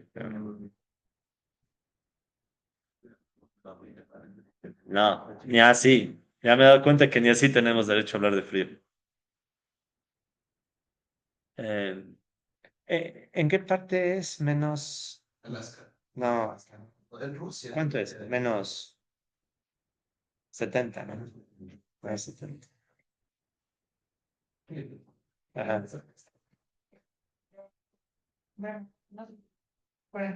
42. Menos por si acaso, obviamente. O sea, si ven. Ah, o por ejemplo, no. No sé si les comenté que alguna vez yo viajé a África. Justo, sí, al centro de África, a Ghana. Accra. Sí, justamente fui a dar una conferencia en Accra. Entonces, ni bien uno quitaba el pie del aeropuerto, ¿qué digo? Del avión, ¿ya? Y la ola de calor, más o menos como cuando llegas a Guayaquil, pero por 10, alguna vaina así, ¿no? Sí, porque en Guayaquil es cuando uno sale del aeropuerto. Uno sale del aeropuerto y la ola de calor de golpe, ¿no? En cambio, ahí era uno sale del avión, o sea, uno salía del avión, ¡pam! La de calor, cosa que ese rato ganas de, ya sabes, ahí, o sea, es Superman. No, pero en serio, que se noten los 100 kilos, más de 100 kilos en vez de... No, no, pero en serio, por ejemplo, la subsistencia, incluso no, la subsistencia es una cuestión histórica, cultural. Eso lo habla bastante Marx, ¿no? O sea, Marx también habla de ese elemento componente histórico, ¿no? Del salario. Pero de todas maneras, vamos a asumir que es exógeno. O sea, vamos a asumir que el W barra, ¿de acuerdo? Depende de factores no económicos. ¿Ya? O sea, volvámonos bien economicistas aquí, ¿no? Entonces, la cultura y todas esas cosas, dejémoslo a los sociólogos, antropólogos, ¿ya? Entonces, son exógenas. ¿Ya? Entonces, haciendo eso, ¿cómo queda el modelo? Entonces, el modelo por resolver quedaría esta estructura, ¿no?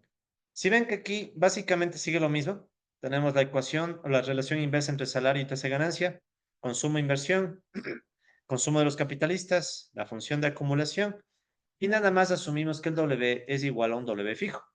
Y con eso ya se cierra el sistema. Entonces ahí ya tenemos 5 ecuaciones y podemos resolver para las 5 variables. ¿Sí? Ese es el enfoque del cierre. ¿Sí? Que por cierto no lo inventaron Blecker y Setterfield, ya lo han utilizado muchos otros autores, ¿no? Pero es chévere este enfoque porque si ven que si yo le cambio, por ejemplo, si yo no estoy de acuerdo con este supuesto, ¿qué toca hacer? En vez de esta ecuación, tendría que complicarle con algo más ahí, ¿no? O sea, yo sé en dónde atacar al modelo, si es que un caso quiero hacer algo más realista, ¿no? Pero bueno, entonces este es el modelito, la primera versión, el cierre uno. Entonces, ¿qué va a pasar con el cierre uno? Entonces, verá, aquí en las láminas está un poco la explicación de cómo se resuelve paso a paso, ¿ya? Entonces, si quisiéramos hacerle bien paso a paso, obviamente, primerito, asumiríamos por la ecuación que acabamos de plantear que este salario fijo define el equilibrio del salario real. Sí, o sea, el W barra va a ser igual al W estrella, primerito. ¿Ya?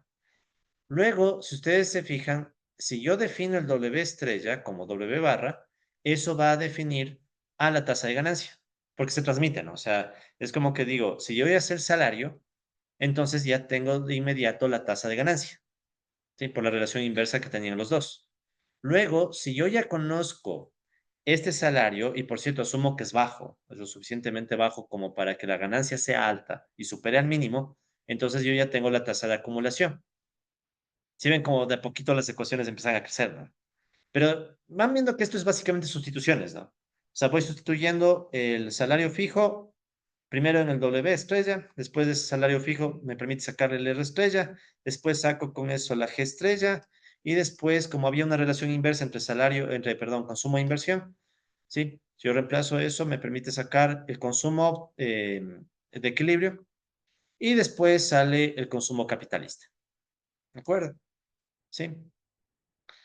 Es chistoso porque esta lámina me tomó tiempo, ¿no? Porque si ven que está así bien paso a paso, ¿no? O sea, tomas la ecuación 26, reemplazas en la 27, que la 10 y todo, ya para explicar en menos de un minuto. Pero se entiende la idea, ¿no? O sea, la idea es que esto en principio es secuencial.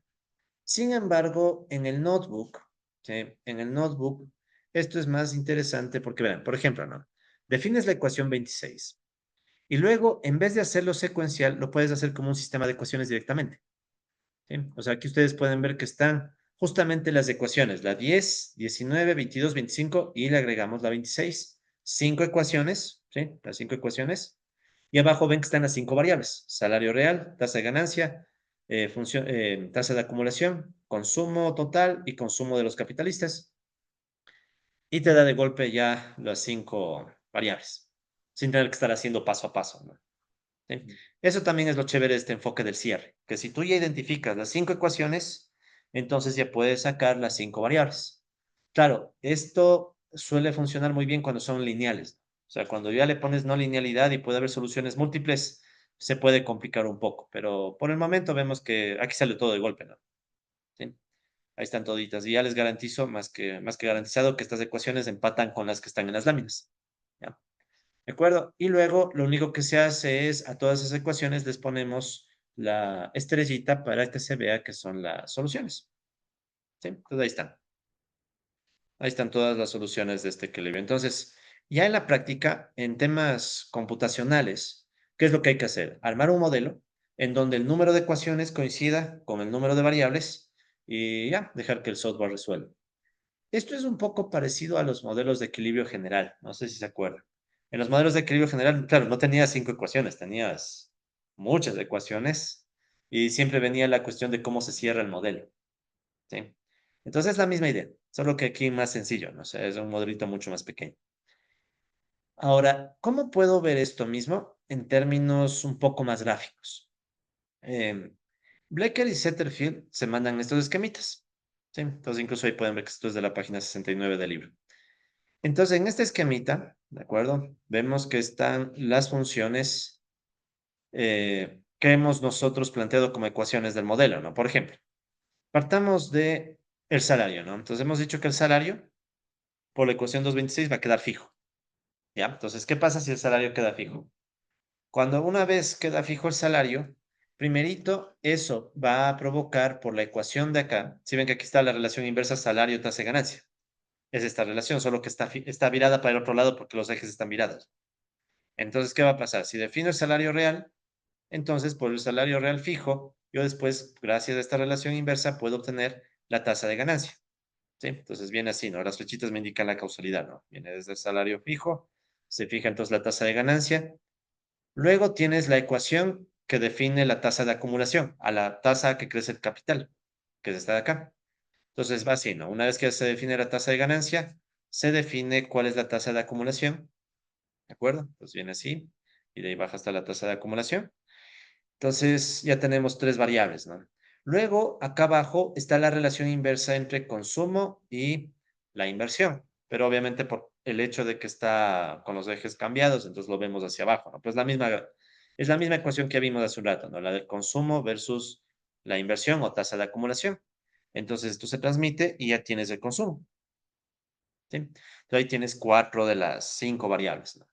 Luego, ustedes pueden ver que aquí hay una línea de 45 grados. Siempre en macroeconomía hay una línea de 45 grados. No sé si han visto en los modelos keynesianos antiguos, siempre había esa línea. Siempre. ¿Esta para qué sirve? Usualmente para indicar que hay dos variables que pueden empatar. En nuestro caso, esa línea de 45 grados representa la igualdad entre el salario real y el consumo de los trabajadores. Porque recordarán que habíamos asumido que los trabajadores usan todo su salario solo para el consumo. Esa sería la línea punteada y es justo de 45 grados porque es pendiente 1. O sea, son iguales. Entonces, noten que el corte entre la línea de 45 grados y el salario real está por debajo del consumo total. Si ven que aquí queda una distancia, ¿no? Esta distancia que está acá.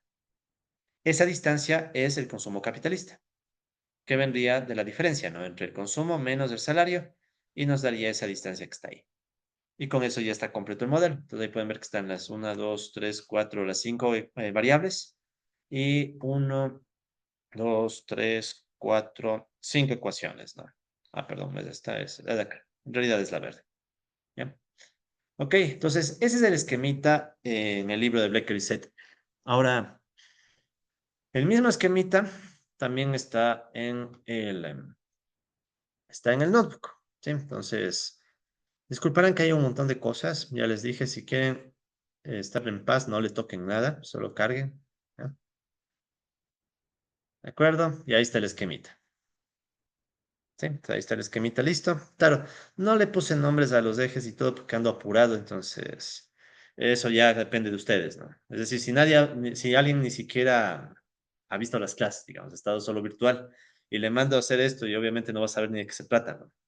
Y si le manda a ChatGPT una captura, peor, o sea, que ChatGPT dirá, no sé, pues ahí, sí. Entonces, esto de aquí, por favor, corresponde a el esquema que les acabo de presentar, ¿sí? Entonces, aquí estarían estos ejes. Sí, entonces lo mismo representa en el notebook. Bueno, aquí está indicadas las ecuaciones, ¿no? Entonces, aquí están las ecuaciones. Pero lo más chévere del esquema está listito para que ustedes, por ejemplo, puedan evaluar, digamos, ¿qué pasa si bajamos el uso de capacidad instalada? Entonces ahí pueden ver cómo se mueven todas las curvas, ¿no?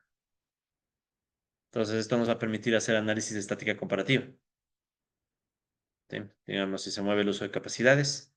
Claro, no puedo pasarme del uno, ¿no? Entonces por eso se queda ahí.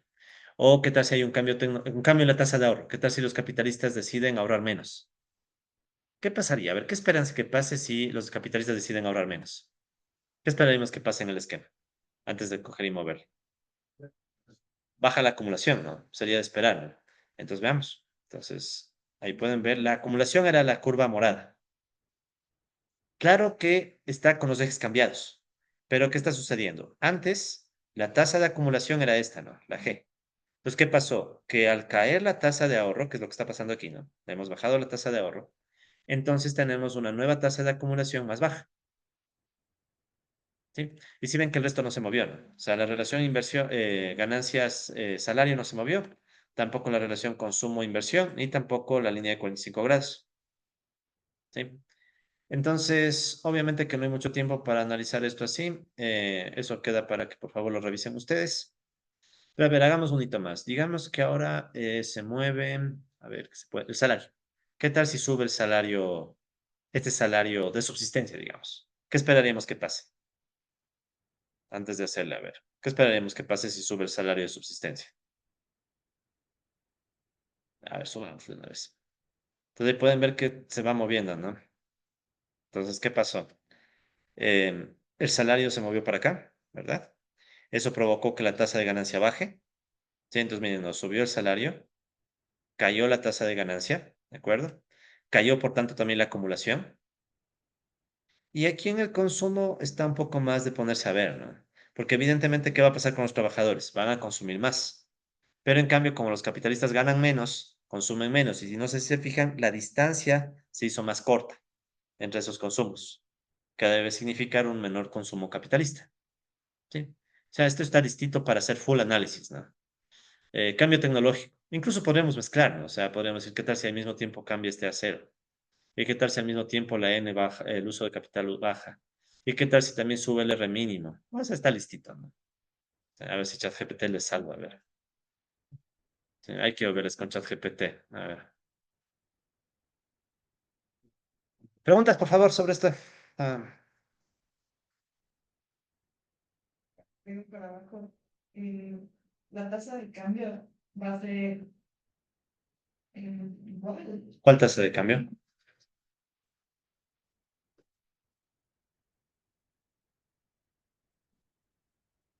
Bueno, en este caso siempre estamos en el equilibrio, ¿no? Eh, ¿Cuál? Cuando te sube el mismo ritmo o va con el mismo ritmo. Ah, las tasas de variación. Ya. Ah, Quiero, sí. O sea, se mueve igual, es la misma proporción, son proporcionales. ya. A ver, voy a ver si entendí. O sea, gráficamente es como decir este cuadrito siempre es el mismo. Ya, esa no. No sé ni cómo la tiene. Bueno, ya. Pero sí la entendí. Ya, ya. Es que casi me habla en ruso. Ya. Ya. No, no, sí la entiendo. Depende. Hay parámetros con los cuales va a pasar y otros con los que no, ¿no? Por ejemplo, al mover el salario real sí pasa. Pero en cambio, ¿qué sucede si movemos, otra vez movamos la tasa de ahorro? La tasa de ahorro ya nos distorsiona porque solo afecta a la acumulación. Depende de la función, depende del parámetro. Sí. Hay parámetros que pueden mover todo, por ejemplo, la tecnología. Bueno, no todo, no. Ya depende. O sea, ya depende de la estructura de cada ecuación. No es proporcional. O sea, lo único que es proporcional realmente es el salario, dentro de ciertos límites. Porque como hay un R mínimo, si el salario crece mucho, de hecho, volvamos a cargar. Si el salario crece mucho, esto ya incluso, si ven como la tasa de ganancia se puede volver cero. Y ya no tiene sentido. Claro que el gráfico me deja seguirle moviendo, pero ya no, se hace daño. Sí, entonces hasta ese punto tendría sentido, después ya no. Sí, pero bueno, en todo caso está listito. Pues digo, quiero ver qué hacen con ChatGPT, a ver aquí. O sea, va a estar bonito. Pues estoy relajado con eso. En fin, justamente, ¿no?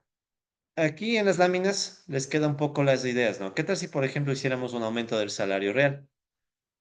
Entonces, Blecker y Setterfield se mandan algunos de estos análisis. De hecho, mi recomendación, compas, sería que vean el libro, ¿sí?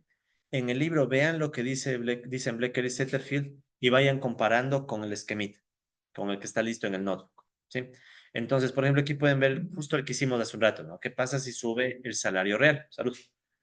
Entonces, la idea sería esa, ¿no? Tienes el esquemita un poco más en blanco y negro del libro y compararle con el esquemita que tienes en el notebook, ¿no? Volvamos a hacer. Entonces, aquí en el notebook ya vimos que si subimos el salario real, se daban todos estos efectos, ¿no? Ya. Hubiera sido ideal poner el nombre a los ejes, pero no, creo que está mejor está así para la prueba. Para el taller. No, no es prueba, es taller. No es prueba, es taller. Ya, taller, eso. Suena mejor, taller. Eso. No, no, taller. Ahí se relajan, está chévere. Ya, a libro abierto, chat GPT. Pueden conversar en grupo si quieren, a ver si les da el tiempo. Ya, o sea, sí. Pueden pedirle a alguien más que les esté haciendo por ustedes, a ver si pueden. Ya, o sea, sí. En todo caso, compas, creo que la idea está clara, ¿no? Entonces aquí está un poco el análisis que les he planteado. No voy a volver a explicarlo, pero pueden ver, ¿no? O sea, esto se puede analizar mucho mejor con el notebook, moviendo los parámetros. ¿Sí? Entonces, aquí, por ejemplo, ven que si sube el salario real, cae la tasa de ganancia. Como cae la tasa de ganancia, cae la tasa de acumulación. Como cae la tasa de acumulación, se consume más. Y sobre todo, crece el consumo a los trabajadores y va a decaer el consumo capitalista. De hecho, en el libro de Blecker y Setterfield está un poco incompleto porque no pusieron el resto, pero en el esquemita, en el notebook que les dejo, ahí está también la parte de abajo, ¿no?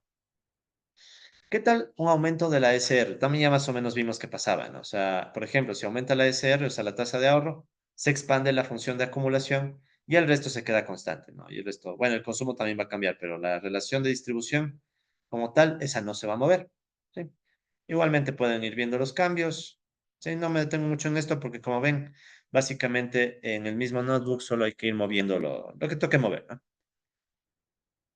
A ver, ese R dijimos que aumente, ¿no? Entonces ahí sería en cambio el otro caso, que aumente y por tanto va a crecer la acumulación, pero salarios y ganancias no se mueven. ¿Sí? Ok, entonces en la lámina tienen los detalles, pero mi recomendación, lean el capítulo de Blecker y Setterfield porque ahí está explicado con mucho más. De hecho, verán, Blecker y Setterfield no resuelven el modelo, resuelven solo unas partes y más te explican en palabras. ¿Sí? Entonces, pueda que les complemente muy bien, porque ellos más bien explican paso a paso cómo se da el proceso. ¿Ok? Ese es el cierre uno. Es como ven, el cierre uno es muy básico, ¿no? Simplemente decimos, el salario se va a la subsistencia. Ahora, que el salario se vaya a la subsistencia realmente será lo que dijeron los clásicos y Marx. Pues ahí viene la discusión, ¿no? Algunos dicen que sí, otros dicen que no, ¿ya? Especialmente Marx, claro, Marx te dice, ¿no? Que hay un salario, incluso él habla del valor de la fuerza de trabajo, pero la historia es más complicada, ¿sí? La historia puede ser más complicada. Entonces, en el cierre 2 ya no vamos a pensar en un salario fijo. Ahora vamos a pensar que la participación salarial se queda fijo y se queda fija y es exógena. Entonces, recordemos que era esto de la participación salarial. Era básicamente cuánto se llevan los trabajadores de todo el producto, ¿sí? Entonces, en este cierre, ¿sí? Es como la otra variante del modelo, ¿no? Entonces, en el cierre uno recuerden, salario casi de subsistencia. En cambio, en el cierre 2 vamos a asumir que los trabajadores tienen un poder de negociación, o sea, pueden pujar por la distribución del ingreso, y eso les permite alcanzar una participación salarial fija. Es decir, imaginemos que hay unos sindicatos súper fuertes y dicen, pase lo que pase, 30% de lo que la economía produce es para nosotros. Punto. ¿Ya? Entonces, evidentemente que tampoco es muy realista, ¿no? Pero sí ven que es otra historia. Ya no estamos hablando de la historia de la subsistencia, sino de distribución del poder. Entonces, asumimos trabajadores que dicen, pase lo que pase, 30%, de hecho ya les digo, en Estados Unidos es como 70%, ¿no? 70% de todo lo que se produce va para los salarios. Eh, y de hecho, ¿cuánto vimos que era en Ecuador? Ya me olvidé. ¿Cuánto sacamos? 38. ¿Por qué será que en países como Estados Unidos, de hecho, verán, hablando de, te veo que tengo abierto ese artículo, tengo abierto muchas cosas, pero verán, ya les voy a hablar de este artículo, pero ahorita solo quiero que no me molestes, ¿ya? Quiero mostrarles, ya. Esta es justamente la participación salarial de algunos países, ¿verdad? Este es el empleo. Wage share, aquí está. Estados Unidos, ¿dónde estás? Aquí estás, ya. Aquí están los datos, por ejemplo, para Estados Unidos. No se fijen todavía en esas curvas rojas, en esa no se fijen. Esta es la participación salarial para Estados Unidos, ¿sí?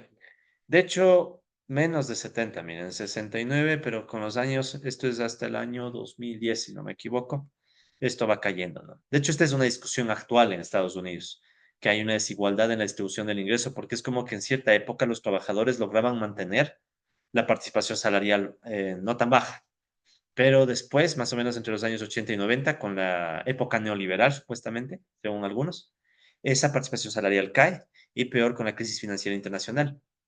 ¿Sí? Entonces, muchos interpretan esto como una caída en el poder de negociación de los trabajadores en Estados Unidos. O sea, que del PIB se llevan cada vez menos, ¿no? Pero si ven que incluso ahí, ¿cuánto es? O sea, incluso ahí es 60%. O sea, los trabajadores en Estados Unidos jamás aceptarían 30 y, ¿cuánto era? 37, 38% como acá, ¿no? En cambio, aquí 38 es buena cifra, porque de hecho suele ser menos. De hecho, saquémosle la cifra de un año del 2018, por ejemplo. Así rápido, saquémosle. ¿Cuánto fue en el 2018? Pues es que en pandemia pasaron cosas y ahí se distorsiona un poco los. Verán, a ver, saquémosle para el 2018, así solo por darme la curiosidad. Remuneraciones para valor agregado bruto. Ujú. Ah, no, por ahí está, 39, 39. Sí, sí, sí. Se ha actualizado, está un poquito menos. Bueno, estamos por ahí, entonces 39%. Pero igual si bien es mucho más bajo que en Estados Unidos, ¿no? Entonces el argumento sería que en Ecuador la clase trabajadora es más débil, según este enfoque. Los trabajadores son más débiles, por ende logran menos del PIB. En fin, el caso es que si nosotros asumimos que la participación salarial queda fija, ¿cuál más va a quedar fija? Entonces, por definición sabemos que la participación salarial es uno menos pi, donde pi era la participación capitalista.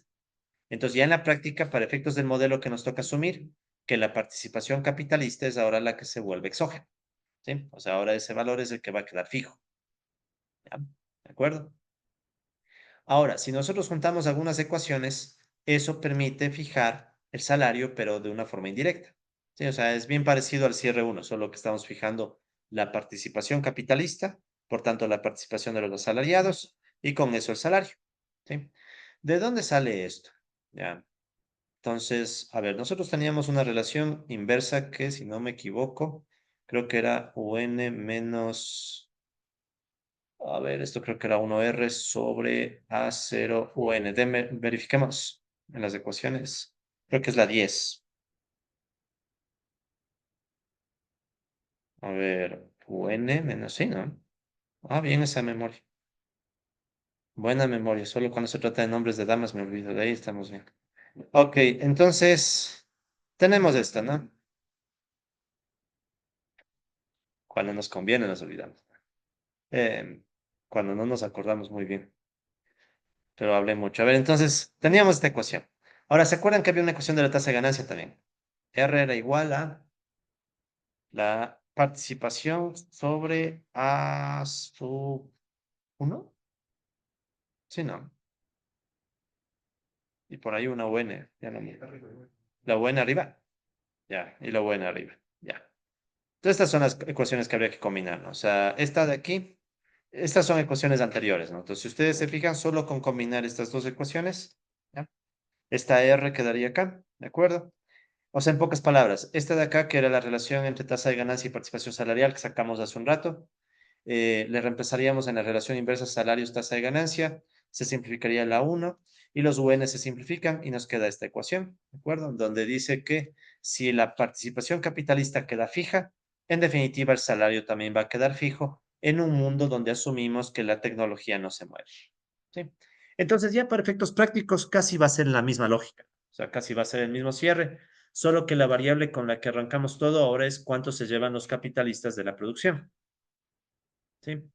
Entonces, ahí podemos ver cómo queda el esquema, ¿no? Entonces, tenemos otra vez el sistema de ecuaciones, ¿sí? Y ahora tenemos este salario que depende de la participación capitalista, pero que igual queda fija, ¿no? Ahora, tal vez más bien entender la parte económica, ¿no? O sea, ¿cuál es la diferencia? Recuerden que en el cierre uno el salario estaba fijo y punto. En cambio, en el cierre 2 estamos asumiendo que el salario cumple esta igualdad, ¿sí? Eh, Digamos que esta W le escribo de esta forma. Supongamos que le llamo, voy a utilizar esta letra. Esta es la letra griega sí. Ya, nos toca usar porque en otros modelos vamos a usar. Entonces, digamos que sí es la participación salarial. ¿Ya? O sea, lo que se llevan los trabajadores. La letra griega sí.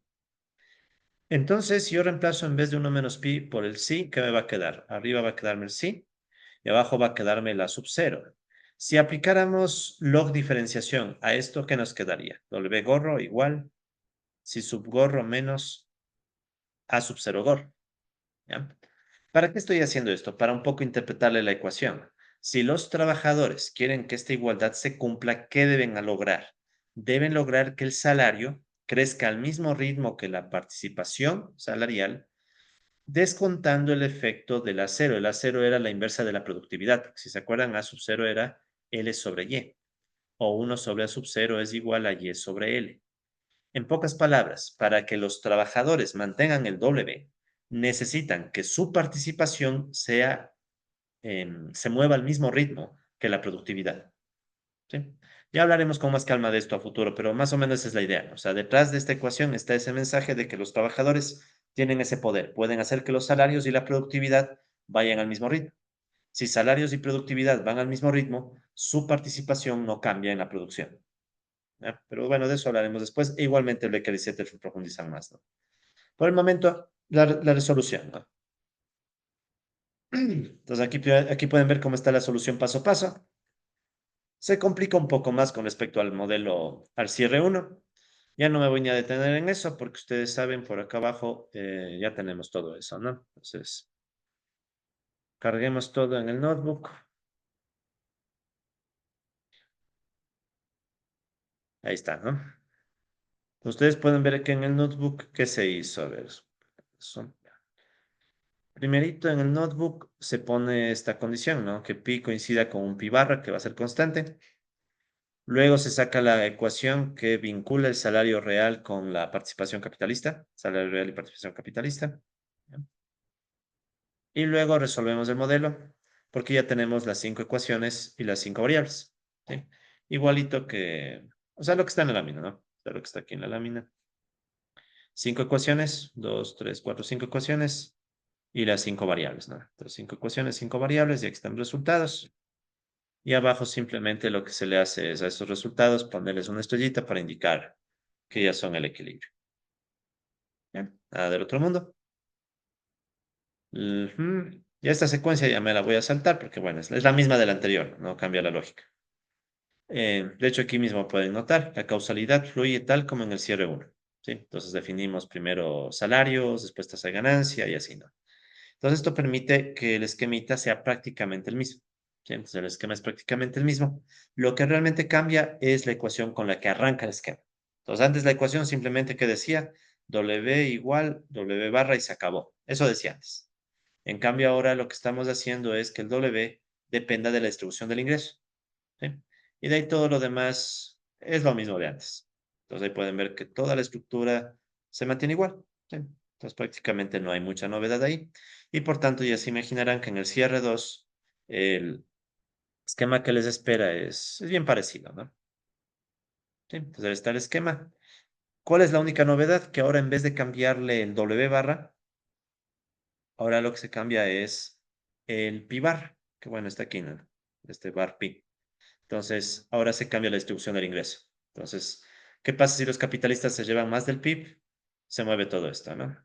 Ahí pueden ver que los salarios caen y todo lo demás se mueve acorde, ¿no? Crece la tasa de ganancia, crece la tasa de acumulación, etc. Bien, esa sería la gran diferencia. O sea, ahora en vez de mover el salario real, estaríamos moviendo la distribución del ingreso, pero nada más. Bien. Ok, entonces no creo que hay mucho más que contarles del cierre 2. Bueno, algunos movimientos, ¿no? O sea, podríamos analizar qué sucede si bajáramos la participación de los capitalistas, pero es lo mismo que subir el salario real. Entonces, eso ya casi no hay mucha novedad. Y lo mismo, si subiéramos la tasa de ahorro, la misma idea, ¿no? Se mueve la función de acumulación y todos los demás valores se van ajustando acorde, ¿no? Entonces, esto más bien para que ustedes practiquen con los esquemas. Más bien unas conclusiones globales, ¿sí? Que ya el esquemita ya ven es mover valores, o sea, eso ya lo pueden hacer ustedes. Más bien, ¿qué nos dicen estos primeros cierres? Entonces, los cierres uno y 2, ¿qué notamos? Que hay un mayor crecimiento económico solo si cambia la distribución del ingreso de los salarios a las ganancias, ¿sí? ¿De acuerdo? O sea, en otras palabras, toca bajarle el salario para que suba la tasa de ganancia y ahí crece el capital y por tanto crece la economía. Porque se acordarán que si crece el capital, el trabajo y también la economía, o sea, la producción crecen al mismo ritmo. ¿Se acuerdan que eso era por los supuestos que usamos en el modelo? Entonces, este es un modelo un poco cruel, ¿no? O sea, ¿qué nos está diciendo? Si queremos, por ejemplo, que el Ecuador crezca más, ¿qué debemos hacer? Bajar salarios. Y esto suena muy acorde. Claro que están en esas. Siempre están en esas, ¿no? Siempre, no, no, siempre. Pero más allá de eso, esto suena un poco más a economista,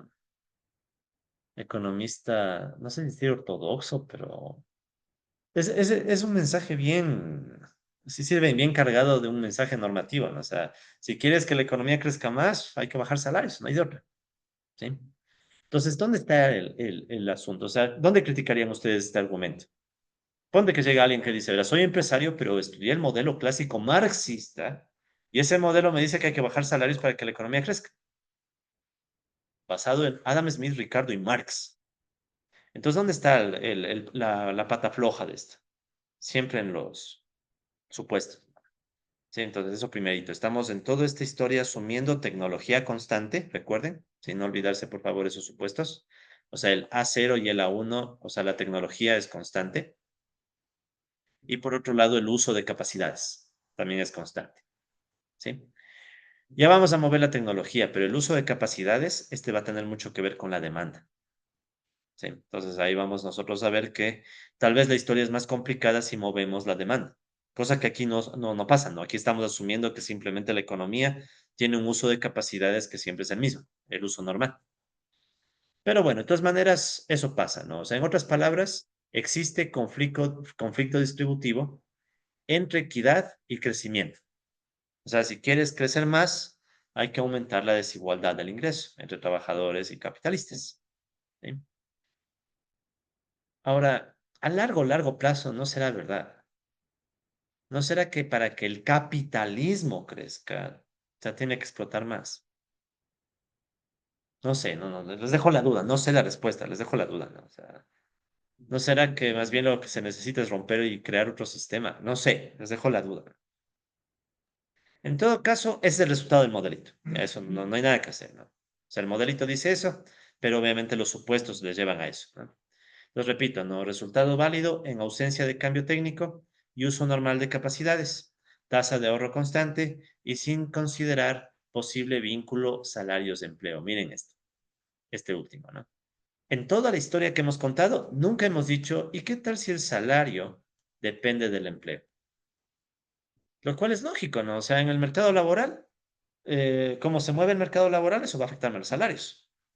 Entonces, asumir que el salario es constante o la distribución del ingreso es constante, se está olvidando que puede pasar, que el mercado laboral define el salario, lo cual es hasta medio obvio, ¿no? Entonces, eso nos está faltando, ¿no? O sea, ¿cuál es el vínculo salario-empleo? ¿De acuerdo? En fin, ahora, hay una excepción a esta historia, y es, ¿qué tal si a los capitalistas les da las ganas de invertir una mayor tasa de ahorro? Si ustedes mueven la S, se acordarán, si subimos la tasa de ahorro, ahí no hace falta bajar los salarios, ¿sí? O sea, es el único caso en donde uno dice, bueno, si los capitalistas son más concienzudos y deciden ahorrar más, o si los trabajadores les obligan a ahorrar más, bueno, puede ser también. El caso es que en ese caso, ¿qué sucede? O sea, tomemos este esquema. Pues en ese esquema, recuerden, si nosotros movemos la tasa de ahorro, solo se expande la función de acumulación, lo demás no se mueve, pero la economía crecería más.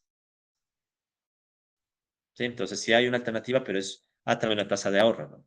Y uno diría, ¿y por qué estas decidirían ahorrar más? O sea, ¿qué define la tasa de ahorro? O sea, ¿qué definiría la SR? Entonces, para que vean hasta dónde puede llegar uno. Si se quisiera, aquí, en la SR, podrías mandarte un tema de optimización intertemporal. Y podrías hacer un híbrido clásico marxista neoclásico. ¿Sí? Por ejemplo, como el modelo de Ramsey, ¿no? Pero sería un Ramsey clásico marxista. 2.0, no sé, no hay ni el uno, peor el 2, ¿no? A mí mismo me da ganas de hacer algo así, sino que hay algún rato que tenga tiempo. Entonces, sí ven, o sea, uno podría hacer que la S, aquí en nuestro modelo la S es constante, pero tú podrías hacer un modelo en donde digas, ahora, ¿qué tal si los capitalistas deciden la tasa de ahorro según una decisión intertemporal entre el consumo actual o el consumo futuro? Y saben qué es lo peor, que si hay modelos, de hecho, verán, hay algo, toda una línea que se llama marxismo analítico. No sé si tal vez alguna vez ya escucharon esto analítico. Aquí están señores como unos tales John Romer o señores John Elster. No sé si les suena tal vez Elster, que a veces suelen mencionarle en micro. Estos señores hacen algo medio loco y cogen ideas de este tipo de modelos y modelos más marxistas y les combinan con agentes racionales. O sea, hay modelos marxistas, pero con individuos racionales, para ver hasta qué punto pueden combinarse las teorías. Entonces, esa línea se le conoce como marxismo analítico. ¿Eh? No sé para qué sirve, pero existe.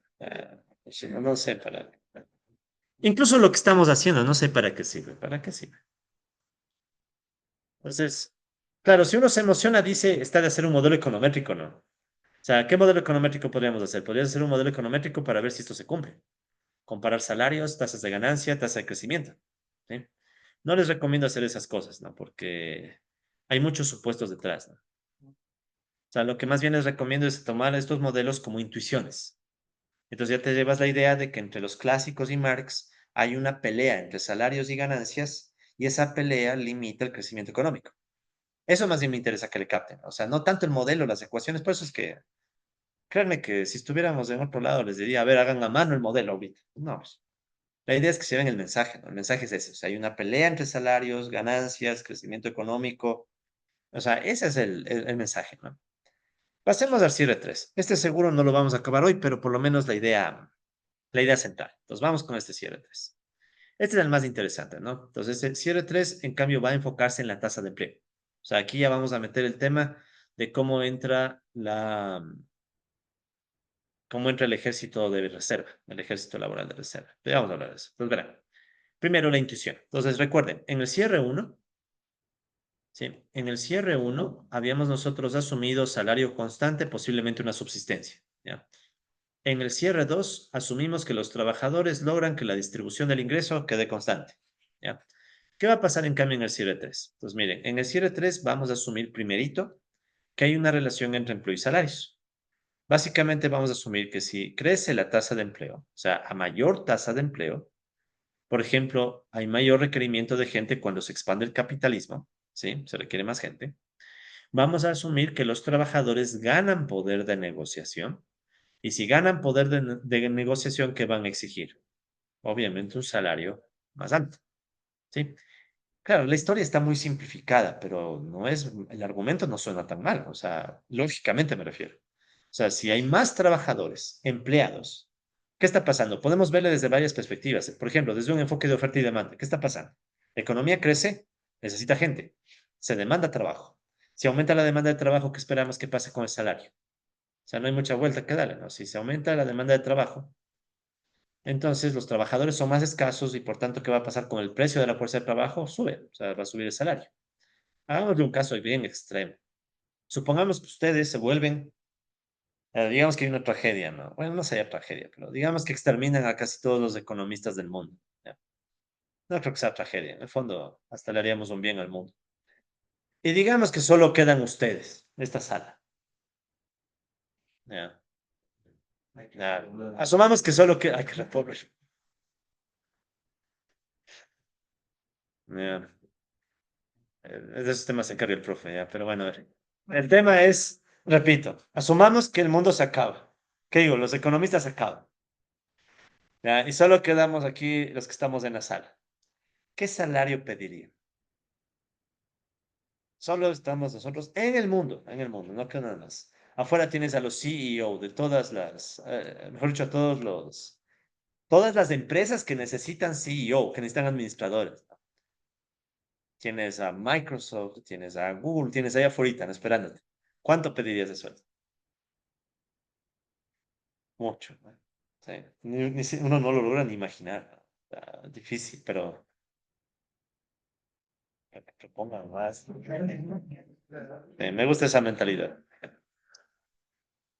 Suena bien, suena bien. Ya.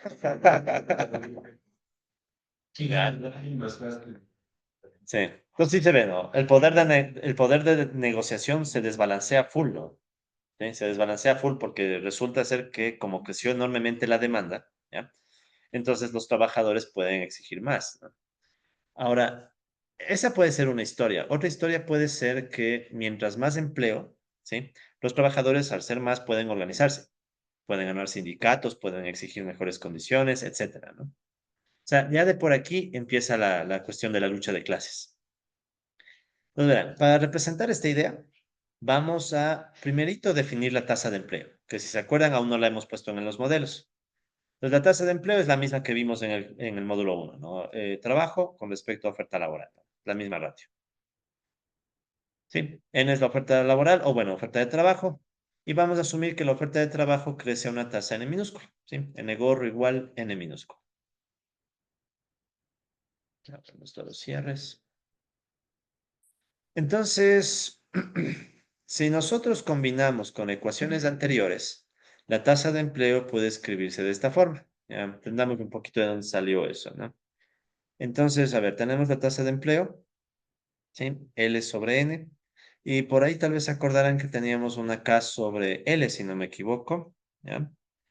A ver, si es K sobre L, esto debe ser A0 sobre A1 por UN. Así estaba en las ecuaciones, vemos. Ya no me acuerdo. La ecuación de KL. Sí, ¿no? Ah, me equivoqué en los numeritos, 1 y 0. Ya, pero sí es ese. A0. Me equivoqué en todo. No, no, no, fue aquí también. Ya. Es la 2,8, ¿no? Sí, la 2,8. Ah, ¿qué es? Ya, a ver, 2,8, volvamos acá. Ya. A ver, entonces en la 2,8 que decía K sobre L igual. Otra vez me olvidé. A ver, era 1 sobre A0 por UN. Sí, ya. Entonces simplemente sería combinar esto de acá, ¿verdad? Con la E. Sí, entonces E es igual L sobre N, ¿ya? Entonces, ¿qué es lo que podemos hacer? Podemos multiplicar capital arriba y abajo, ¿ya? Y ya está, ¿no? Porque L sobre K sería la inversa de esta cosa. Ah, claro. Entonces sería la inversa. Entonces por eso me queda A0 UN. Sí, este LK es esto de acá, pero hecho inversa. ¿Sí? Y me quedan sobrando K y N, ¿no? K y N. ¿Ya? Ok, entonces, eso es lo de menos. ¿Qué es lo importante? ¿Qué me está diciendo esta ecuación? Fíjense. La tasa de empleo termina atada al crecimiento del capital. Porque si nosotros tomamos esa ecuación y luego asumimos lo de siempre, ¿no? Asumimos que A0, A1 y el UN son constantes, entonces, ¿qué nos va a quedar? Nos va a quedar esta ecuación que va a ser clave para nuestro análisis, ¿no? Entonces, ¿qué pasa en esta ecuación? Miren, como toditos los demás son constantes, o sea, recuerden que estamos asumiendo que la tecnología no se mueve, entonces constante, constante, y el UN igual, constante. Entonces, la tasa de empleo, los movimientos de la tasa de empleo solo van a depender de dos factores.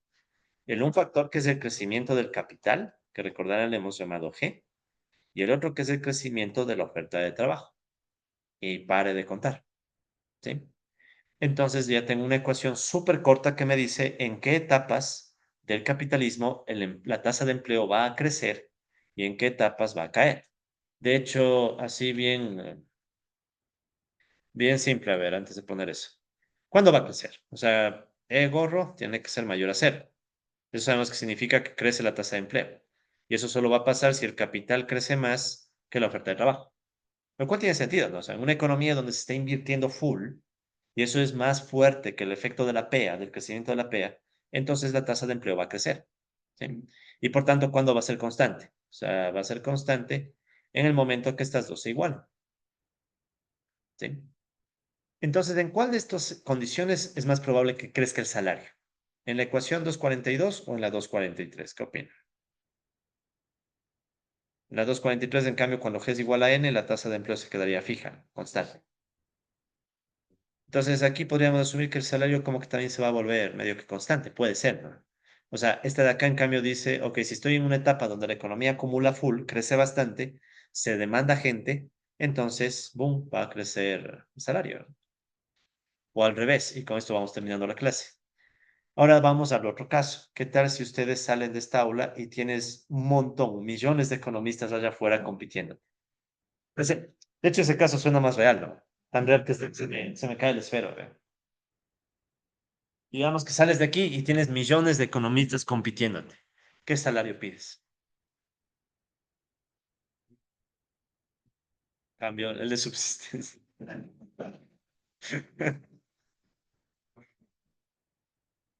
El estipendio de la Flax.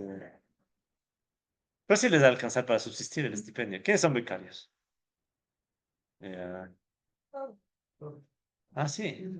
Ah, Arsen, Arsen. Así no sean Arsen. Sí. Bueno.